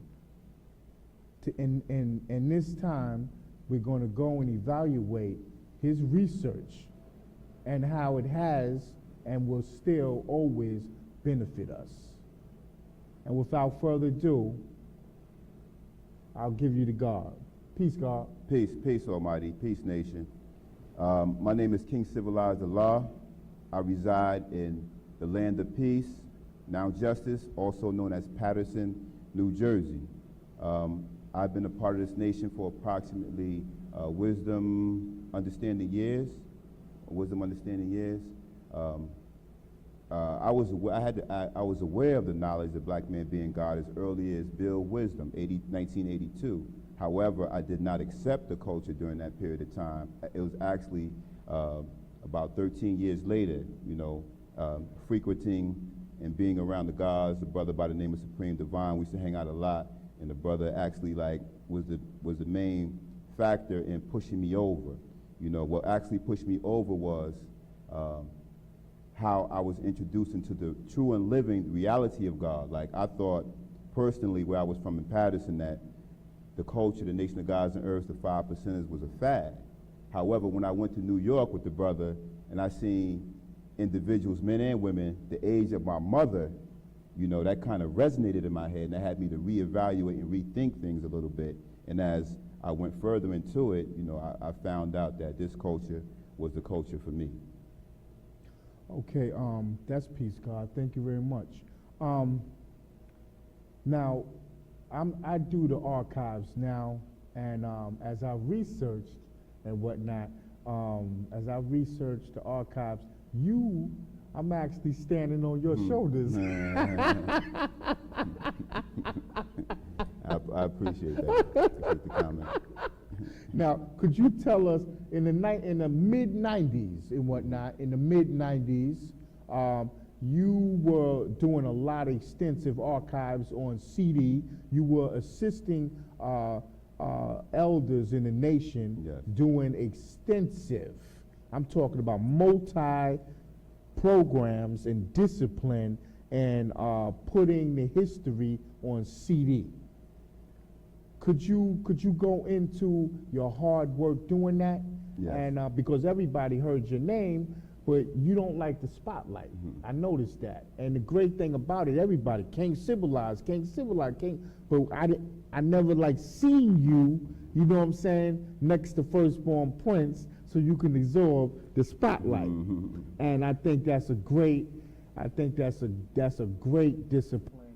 And I would like to elaborate on all of your work with the archives, because we all benefited from it. And I was blessed with the opportunity to bring all of your work to the next level. Appreciate that, God. And I appreciate that introduction as well as the acknowledgement.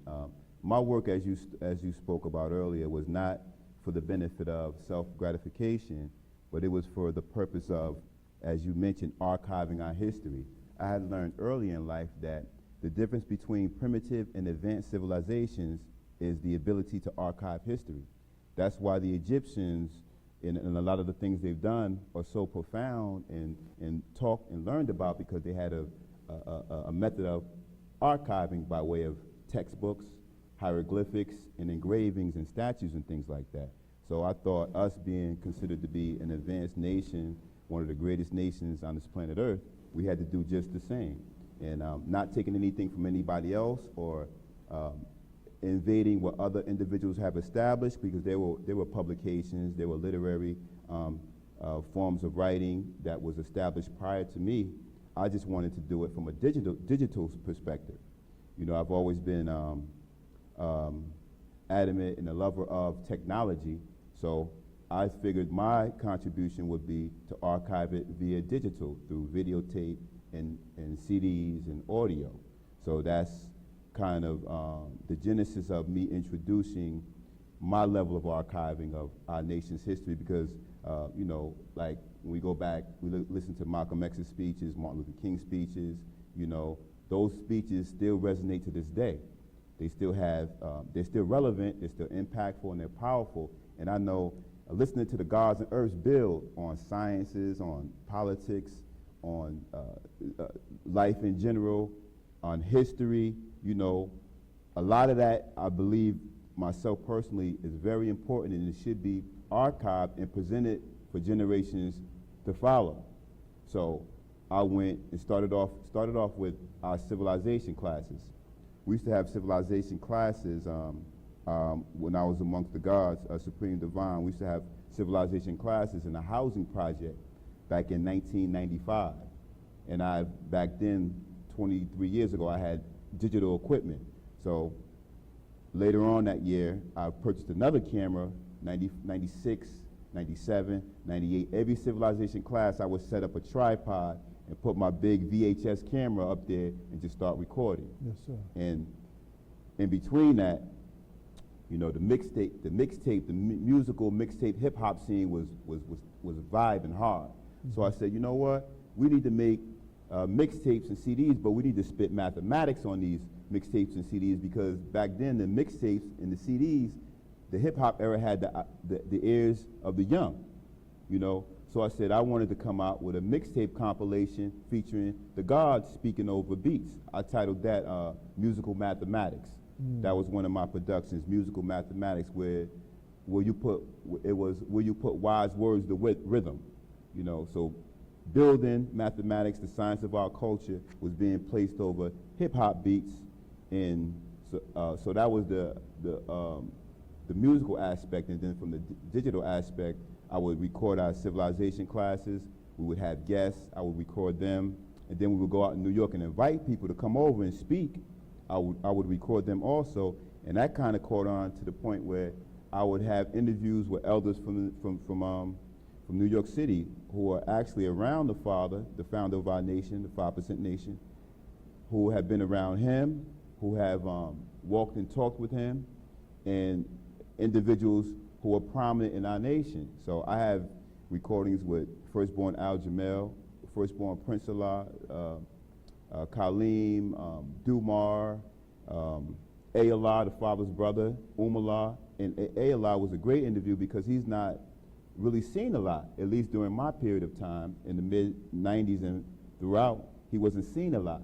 So I was kind of blessed to have a personal interview with him, as well as Jaki Mathematics. You know, so I took, you know, my camera on the road, so to speak, and I would go wherever, you know, individuals would want me to go, and record them and get information, jot things down and write information, and just archive that for the preservation of individuals who wanted to learn more about our culture, have a better understanding of our culture, and meet, from, via a recording who these individuals are. Very good, great God, very good.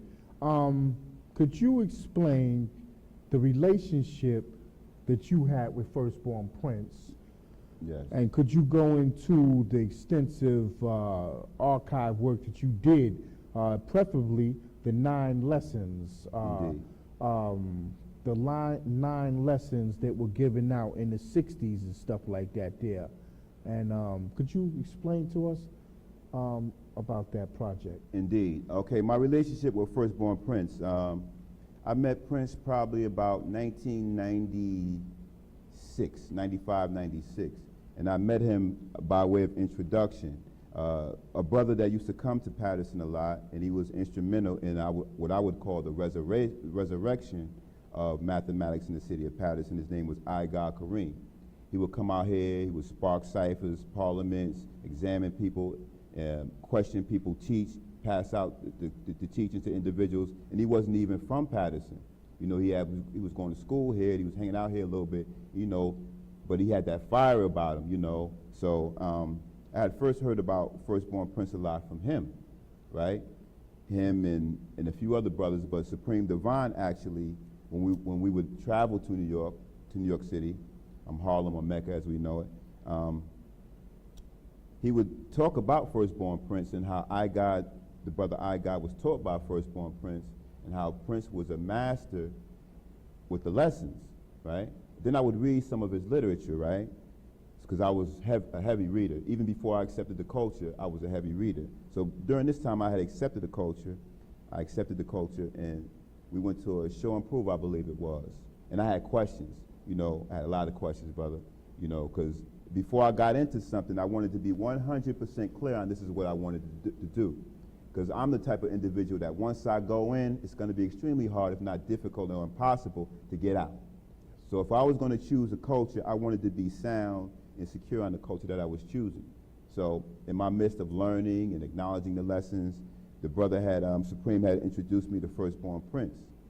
First, it was ABG actually, ABG number 7, who was the 7th person whom Allah had ordained as his firstborn, or one of the first, what they would call ministers. I don't want to get lost in the terminology of what he called them, but as we know him, he was the 7th born ABG.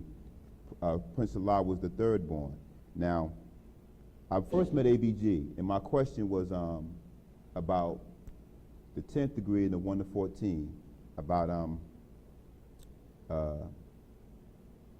it was about, I believe it was the 10th degree, about the devil, right? Yeah, the 4 devils. Why Yeah, does right, Muhammad right. and any Muslim murder the devil? Yeah. What is the duty of each Muslim in regards to 4 devils, and what reward does each Muslim receive by having and presenting 4 devils at one time, right? So I was asking him, was that to be taken mentally or physically? So he was like, this is what ABG told me at the time. He said, God, I don't really care too much about the 1 to 14. He said, but there's a brother around here you can ask. So I'm like, how you not care about the 1 to 14? But okay. So he looked around, he saw Prince Allah, and he took me to Prince. So I asked Prince a different question. I didn't ask him that same question. The question I had for Prince was something he wrote, I believe, in 365. It was about a cubic foot, and I'm kind of lost with it because it was so long ago, right? But it says something, I'm paraphrasing that, a cubic foot of water weighs 62.5 pounds, right? Now, if I didn't know anything, I knew a little bit about math, right? Yeah, Academically, yeah. about math and about formulas. So I said, Prince, I said, you said in one of your lessons that a cubic foot of water weighs 62.5 pounds. How did you get to that formula? How did you get to that? How did you get that answer, and what formula did you use? So I'm waiting for, sparks to fly and bombs to burst and flags to be raised. And I'm waiting, right? And he said, I don't know, I just copied it out of the problem book. And he walked away, still for like 2 seconds, and then walked away, and I'm still standing there like, this brother whom everybody holds to high esteem told me he copied something? I said, that's my man right there. That's my man, because he kept it 100% real to me, and I didn't expect that. Didn't expect that. I expected him to come out of the hat, start making up some stuff and saying some stuff that nobody could prove, that only he knew, and relate other people that ain't around no more, because, you know, in our culture, sad but true, we get a lot of that, right? He didn't give me that. He just kept it straight up 100% to me and said, I copied it. So, okay, he copied it. I respect that. I respect his honesty in regards to that. So that was my introduction to Firstborn Prince. And ever since then, he was one of the individuals on my list whom I desired to know a little better. And our relationship from there had grown. We would go there, we would go to New York every parliament and in between parliaments, interact with all the elders, all the builders from all the boroughs in different parts of the city. But Prince kind of stood out because of his contributions to the nation, and he was scholarly in regards to the nation's history. He had corrected a lot of individuals, a lot of history, and a lot of things that were out there in the public domain regarding our nation. So I kind of took a draw to him. Going into the archives and our business relationship, at the same time while I was doing my musical math on CDs and cassettes, he was doing his lessons on audio tape. So I said, well, Prince, what do you think about me putting this on CD? Those lessons that he was quoting, he had his, we would call it Firstborn Prince lessons. He had a distinguished set of lessons. He had a lot of the plus lessons that he had preserved, and he would teach them to individuals who had learned 120 already. And he had other lessons like the third prophecy, Lost and Found Muslim #3, that he had compiled himself. So I was more so interested on his 120 and the lessons. Going to your question, the 9+ lessons. Now the story about the 9+ lessons is very, very interesting, and it defines what type of individual he was. The brother was an orderly, focused, linear type thinker in regards to, like, if it's this way, it has to be that way. So when we got onto the 9+ lesson project, there's no degree called 9+ lessons. It was just 9+ lessons that he had compiled, and he classified them as 9+ lessons, you know. And when he gave me that project to transform from analog to digital, from cassette to CD, I put it together. I, digitized it. I did a cover for it, and I gave it to him. But I didn't give it to him personally. I gave it to somebody else. So they came back to me and said, the God said you shouldn't do that. And I was like, why not? Because I had a picture of Allah on the cover of the CD. And he was like, Allah didn't write those lessons, right? And I'm like, well, it's late in the nation's teachings. That's why I put Allah up there. He was like, you need to build with it. So later on that week, I went to New York and I spoke to Prince. And he told me, he was like, God, listen, I like what you did.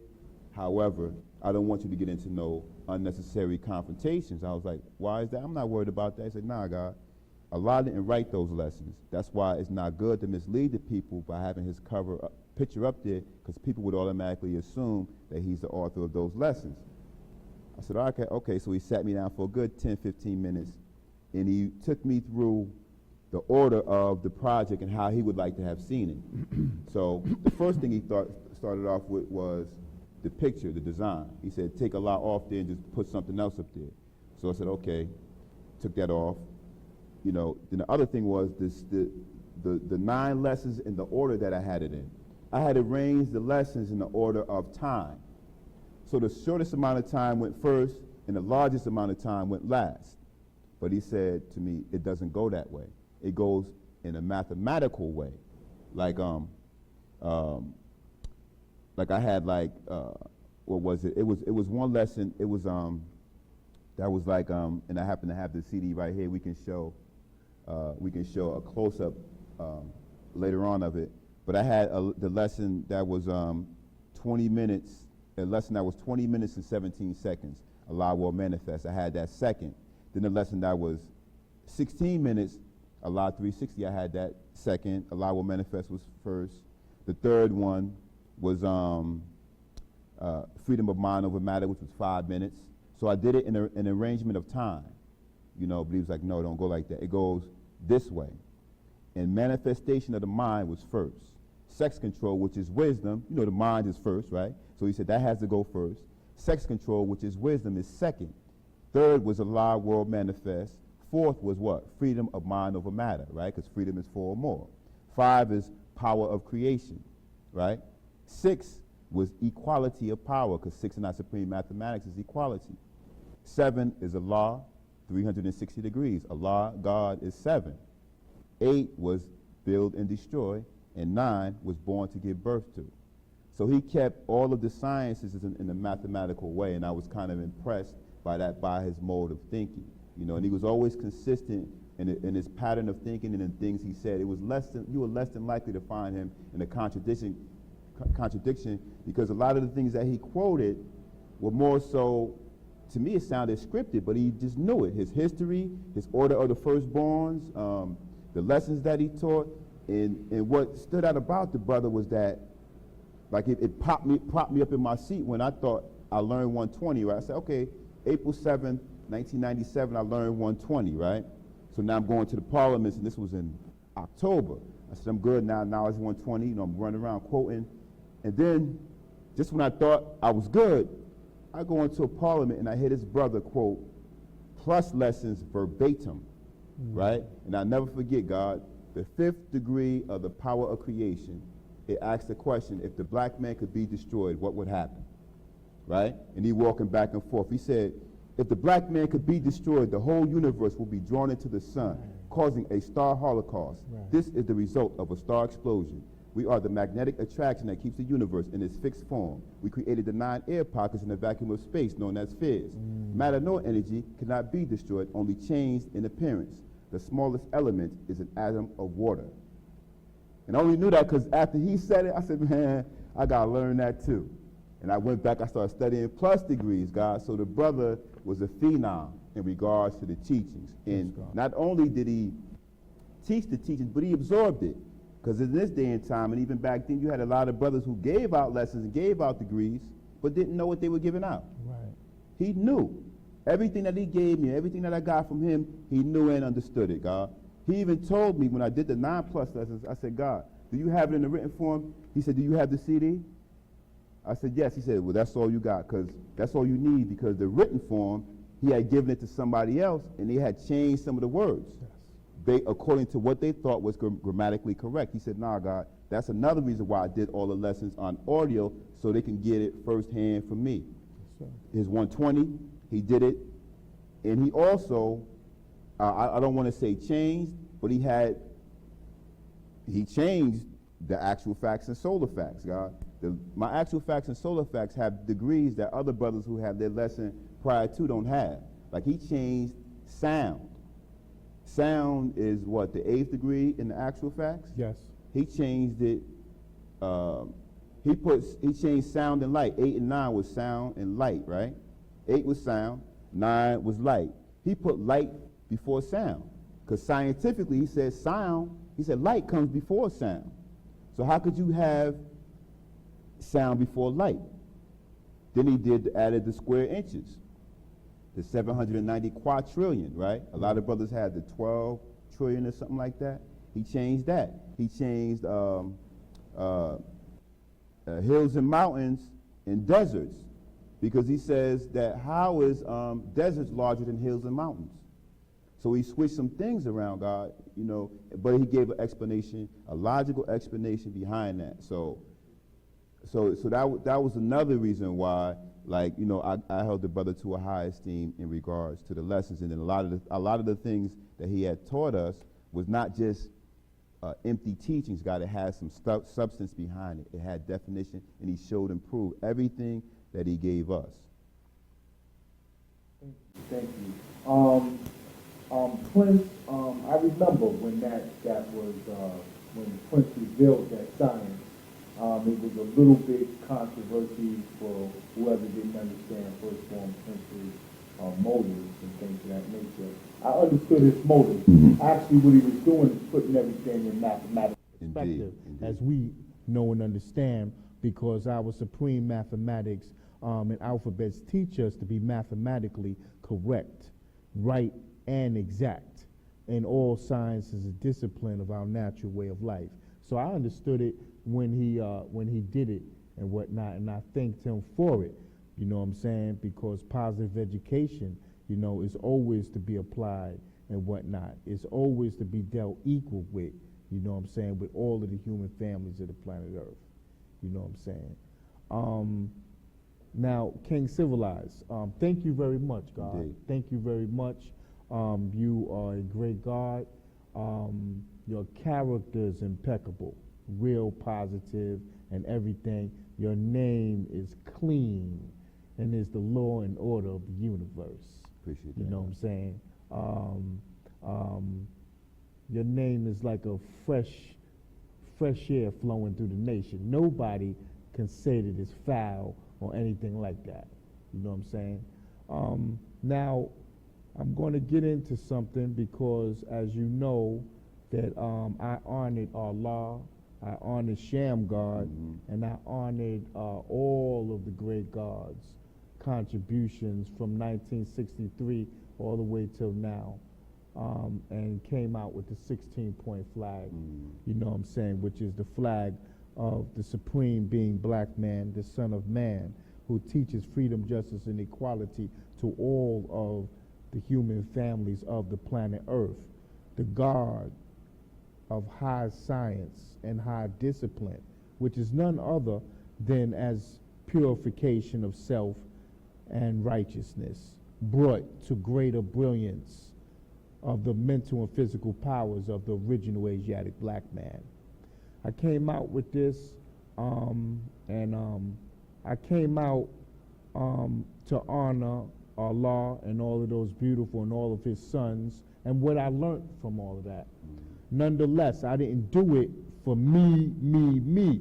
I did it to state a case that there were always great gods who put in work from their heart to change self, deal with family development, and to resurrect communities in righteousness. This is a flag, as Allah said, of high science and things of that nature, and spoken to Universal Shamgar's son, the great Melchizedek had assisted me in it.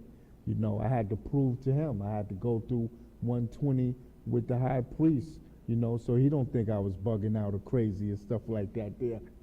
You know, sometimes high science, if we study history, high science had bugged a lot of people out, you know, and plus we went through a lot of stuff in our history. Now, when you interviewed Jaki, because Universal Shamgar, after being educated by Allah in chock full of nuts when he used to come from Medina to come see Allah, Allah was educating him in depth into supreme mathematics, the natural order of life itself, the universe, and Universal Shamgar was absorbing that in no limited time and processing that. When you interviewed Jaki, what did he say to you on the mathematics of the ever shining sun in those flags? What did he tell you? My conversation with Jaki regarding the universal flag was not included in the interview. We had a separate conversation regarding the universal flag. The question I asked him regarding the universal flag and the 16-pointed flag, introducing that into the fold, because I must say, prior to talking about Jaki, I had a greater affinity for the work of Universal Shamgar. You know, Universal Shamgar was an artist. I'm an artist. You know, he was a scientist. I enjoy science. So, you know, I actually wanted to meet, you know, when I was coming into the nation, somebody who knew Universal, right? And my quest for finding individuals who knew Universal Shamgar and getting more information about Shamgar, Supreme would introduce me to different brothers. Oh, that brother knew Shamgar, talk to him. And I go, peace, brother, peace, God, you know Universal Shamgar? And I had ran into Shah, and I ran into Brown C. Shamgar from Medina, right? So I'm like, they're like, you know, what you want to know about Shamgar for? I said, no, I just wanted to know like why he spelled his name Shaamgaud. So they had, so I call them like little funny little comments about it. And they said, well, maybe he wanted to take the thing out of his name, because he had no O. And the O is a cipher, and the cipher is a person, place, or thing, right? So it's something you got to catch. I said, okay. He took the thing out of his name, okay. And then Shasha said, the Father told us to take the ham out your name. So he didn't spell it S-H-A-M, it was S-H-A-A-M, right? Because he took the ham out, right? Yeah. So, I heard all types of funny stuff. And it was, the older guys, you got to love them, man, you know. So, they told me that. And then after, conversating with them, I was led to Jaki.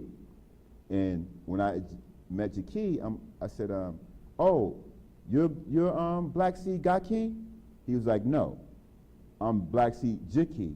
I said, I thought it was Gaki, because I've known him through writing. He said, no, it's Jaki. And I said, well, where'd you get your name Jaki from? He said, because the Father told me I was the key, right? So I said, okay, you knew Sam guy? I said, yeah, I know him. I was his Black Seed. So that's how our introduction and our relationship started.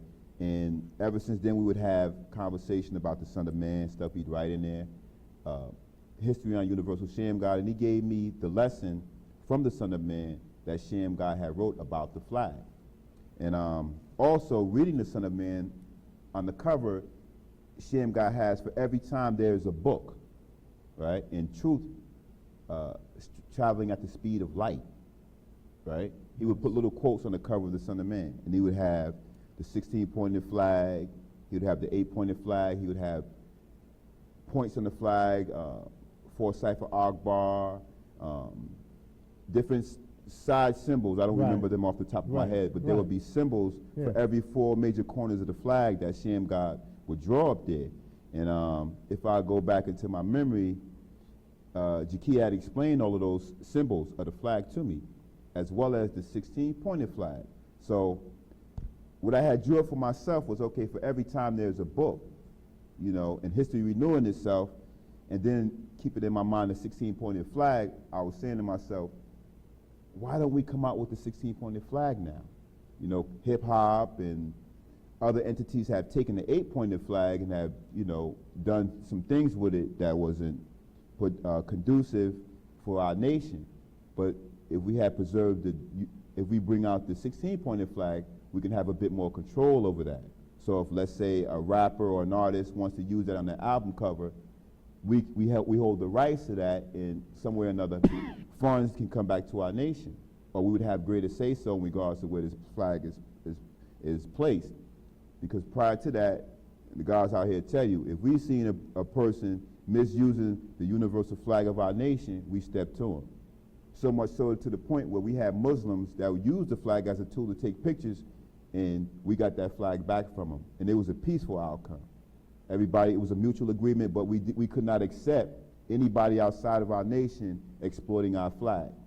So with the 16-pointed flag now, it was beyond 25 years for the 16-pointed flag, and the science that it represented, from my understanding, was a science that spoke into the generation of gods and earths that were out right now.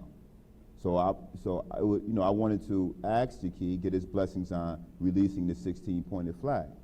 And he said to me that, well, sounds good. I gave him my whole spiel about it. Sounds good, but you got to go to the 3 S's. I'm like, the 3 S's? All right, okay, who are they? Back then it was Sahim, Shasha, and Sincere, the 3 S's from Medina.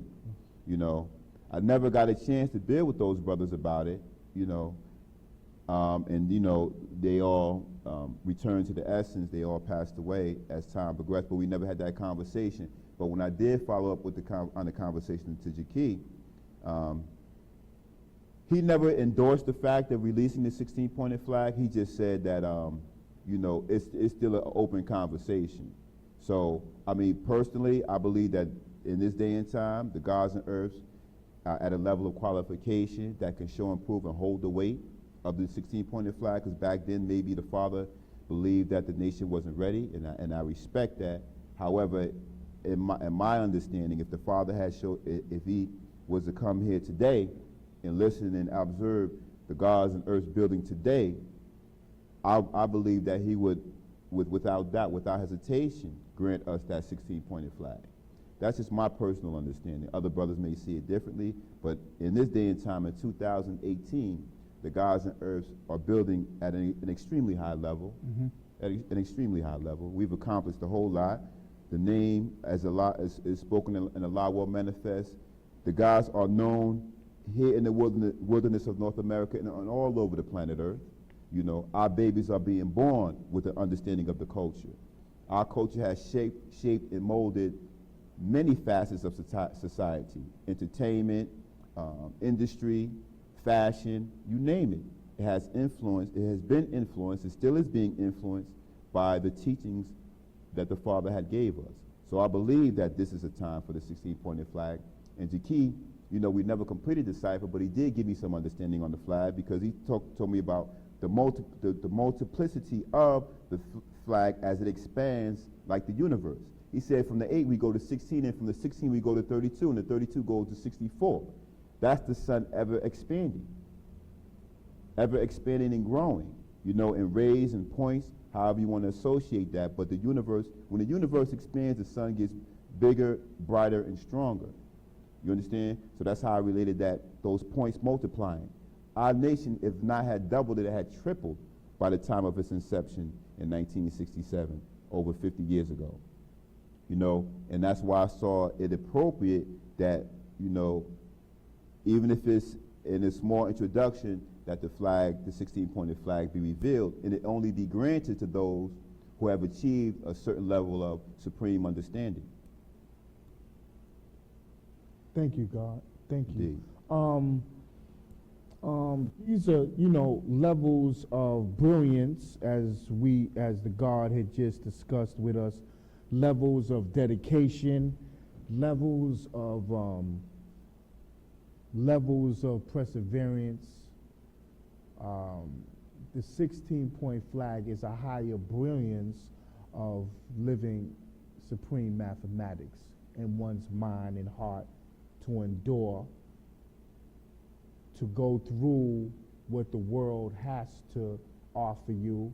You got to go through the hell and still go through all that and remain righteous, to show forth and prove that you all wise and righteous, even when you going through ciphers where everybody's laughing at you, unpopular ciphers, and you prevail.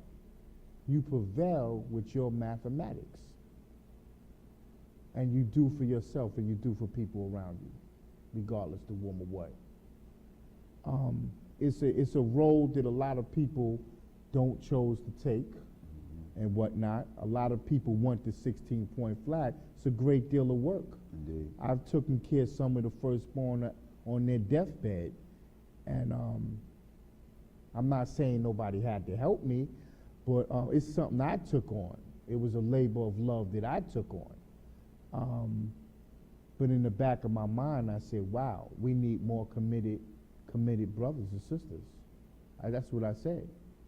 You know, so I went from my heart, I brought out the 16-point flag, not to be intelligent, not to be, well, I know and you don't. I did it from here.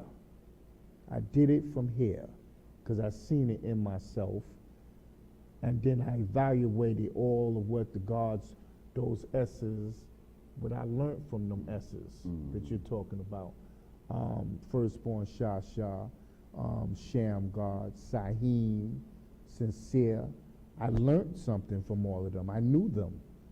Not only that, but I understood from their presence. You could be, there's people who've been around great people and never even comprehended the message of those great people. And they'll fool you. They'll come with rhetoric.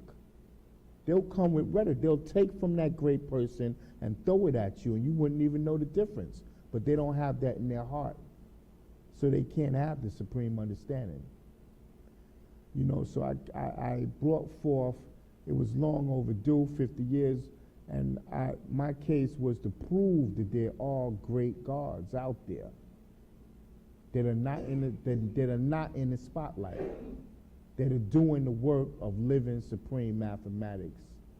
And this is not just, it's Allah's flag, Shamgar's flag, I am all flag, and it belongs to the legacy of every great God in the universe to pass down to their son while they living.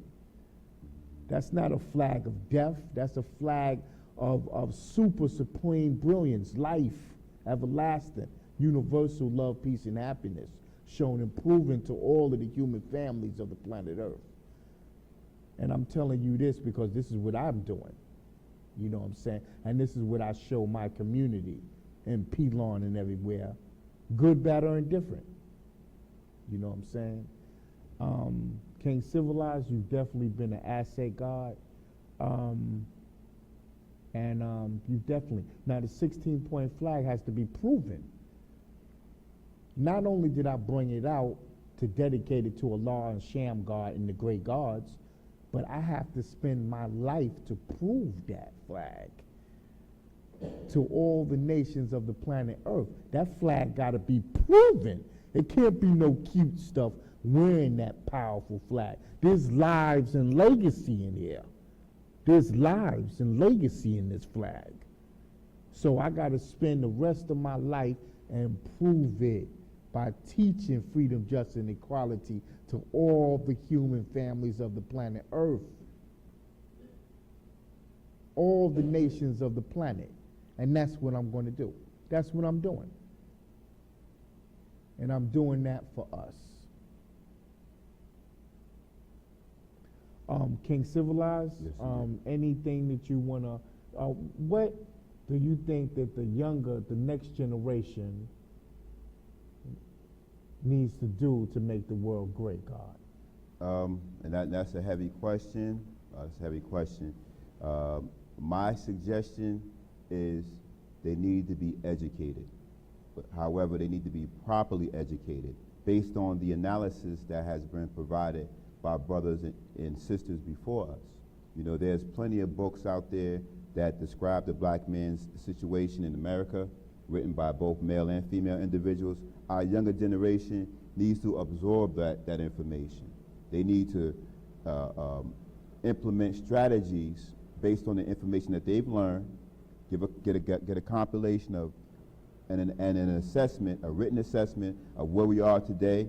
They need to study that and prepare ways of moving us forward. Yes, sir. Based on the information and the teachings and the lessons and the speeches and the lectures that was given from the wise men prior to them. They need to take that and build on that, because every step that one individual has laid, we have to create 2 or 3 more steps for the next generation until we come to a point where we reach a level of self-sufficiency. You know, we learn in our families that, you know, your mother and father is supposed to make life better for you, and you make life better for your children, right? Yeah. So I kind of employ that same job, that task to the younger generation. First, learn the basics, learn the fundamentals, the reading, the writing, and things like that. And study our history and the analysis of where we are today as a people. Take that, be innovative, be creative, think out the box, and build a better future for the generations of now and tomorrow. That's my my ask, my request to them. And I want to close out, God, with a little bit of history about the city of Patterson, you know, where we are today. The city of Patterson, and in this position in the nation, when I came around in like the mid-1990s, it was a lot of Medina, Brooklyn, the Bronx, Queens, and Manhattan. But Manhattan and Medina and Brooklyn was the talk. You know, you couldn't see or hear any information regarding the nation's history without hearing an attachment from Brooklyn or an attachment from Manhattan. But Now Justice, you know, the land of peace, Patterson. And I want to start with Now Justice in the period of time back in the 1969 when Knowledge God, Waleed, from Medina had brought the knowledge over here. Even though it was said to be here prior to that, he established a solid footprint in South Jersey with the teachings, right? So the elders of the nation of New Jersey's history are in South Jersey, and it's made its ways throughout other parts of New Jersey. Patterson's history, from my research, goes as early as 1977. More solidified, though, in like 78, 1979. So here we are approaching our 40th year, our solid 40th year. There are individuals who have claimed prior to that, but those whom I have spoken to personally, through my archiving process, through my documented process, have told me they go back as early as 1977, 1978. They always bounce around those 2 years. And back then, the brothers, the nation had grown like tremendously between 78 and I'd say 1982. Everybody that was in any urban pocket of the city had some form of knowledge, or had somebody in their family, or somebody was closely associated with them, had the knowledge itself and the teachings of the nation of gods and earths of the 5 percenters back then. I want to take my hat off to those individuals, because back in the 80s and late 70s, it was kind of hard to come into the house as a teenager and tell your mother and your father and your grandmother that you're God, and to change the diet, throw away all the ham and the pork and things like that, right? And then, you know, the cohesiveness around the young brothers, you know, the gods stuck together. Even though I wasn't in the nation, but I was cognitive of the things that the gods and earths were doing. So they had a high level of cohesiveness. They stood out based on their fashion, based on the way they stood, the words they said, you know, and that kind of changed the direction of our streets, because there's not too many cultures, too many street or urban cultures where individual is developed mentally. Right now, if you look at it with all the gang activity and things like that going on, yes, I think the teachings of the nation of gods and earths, the 5 percenter, is missing. You know, I have brothers, and I know brothers who graduated from the 5% teachings to being lawyers and business owners and entrepreneurs based on those teachings, go and win court cases, you know. But now in this day and time, like, you got individuals that's gang banging and they get props and stars for killing their own people. Like, that was unheard of, you know, that was unheard of. So I give a lot of respect to the brothers back then who are still around now, who are teaching and who made the ultimate sacrifice to give their teenage years, early parts of their livelihood towards teaching civilization, because that not only helped myself, you know, it helped other individuals, and it changed how our streets look, you know.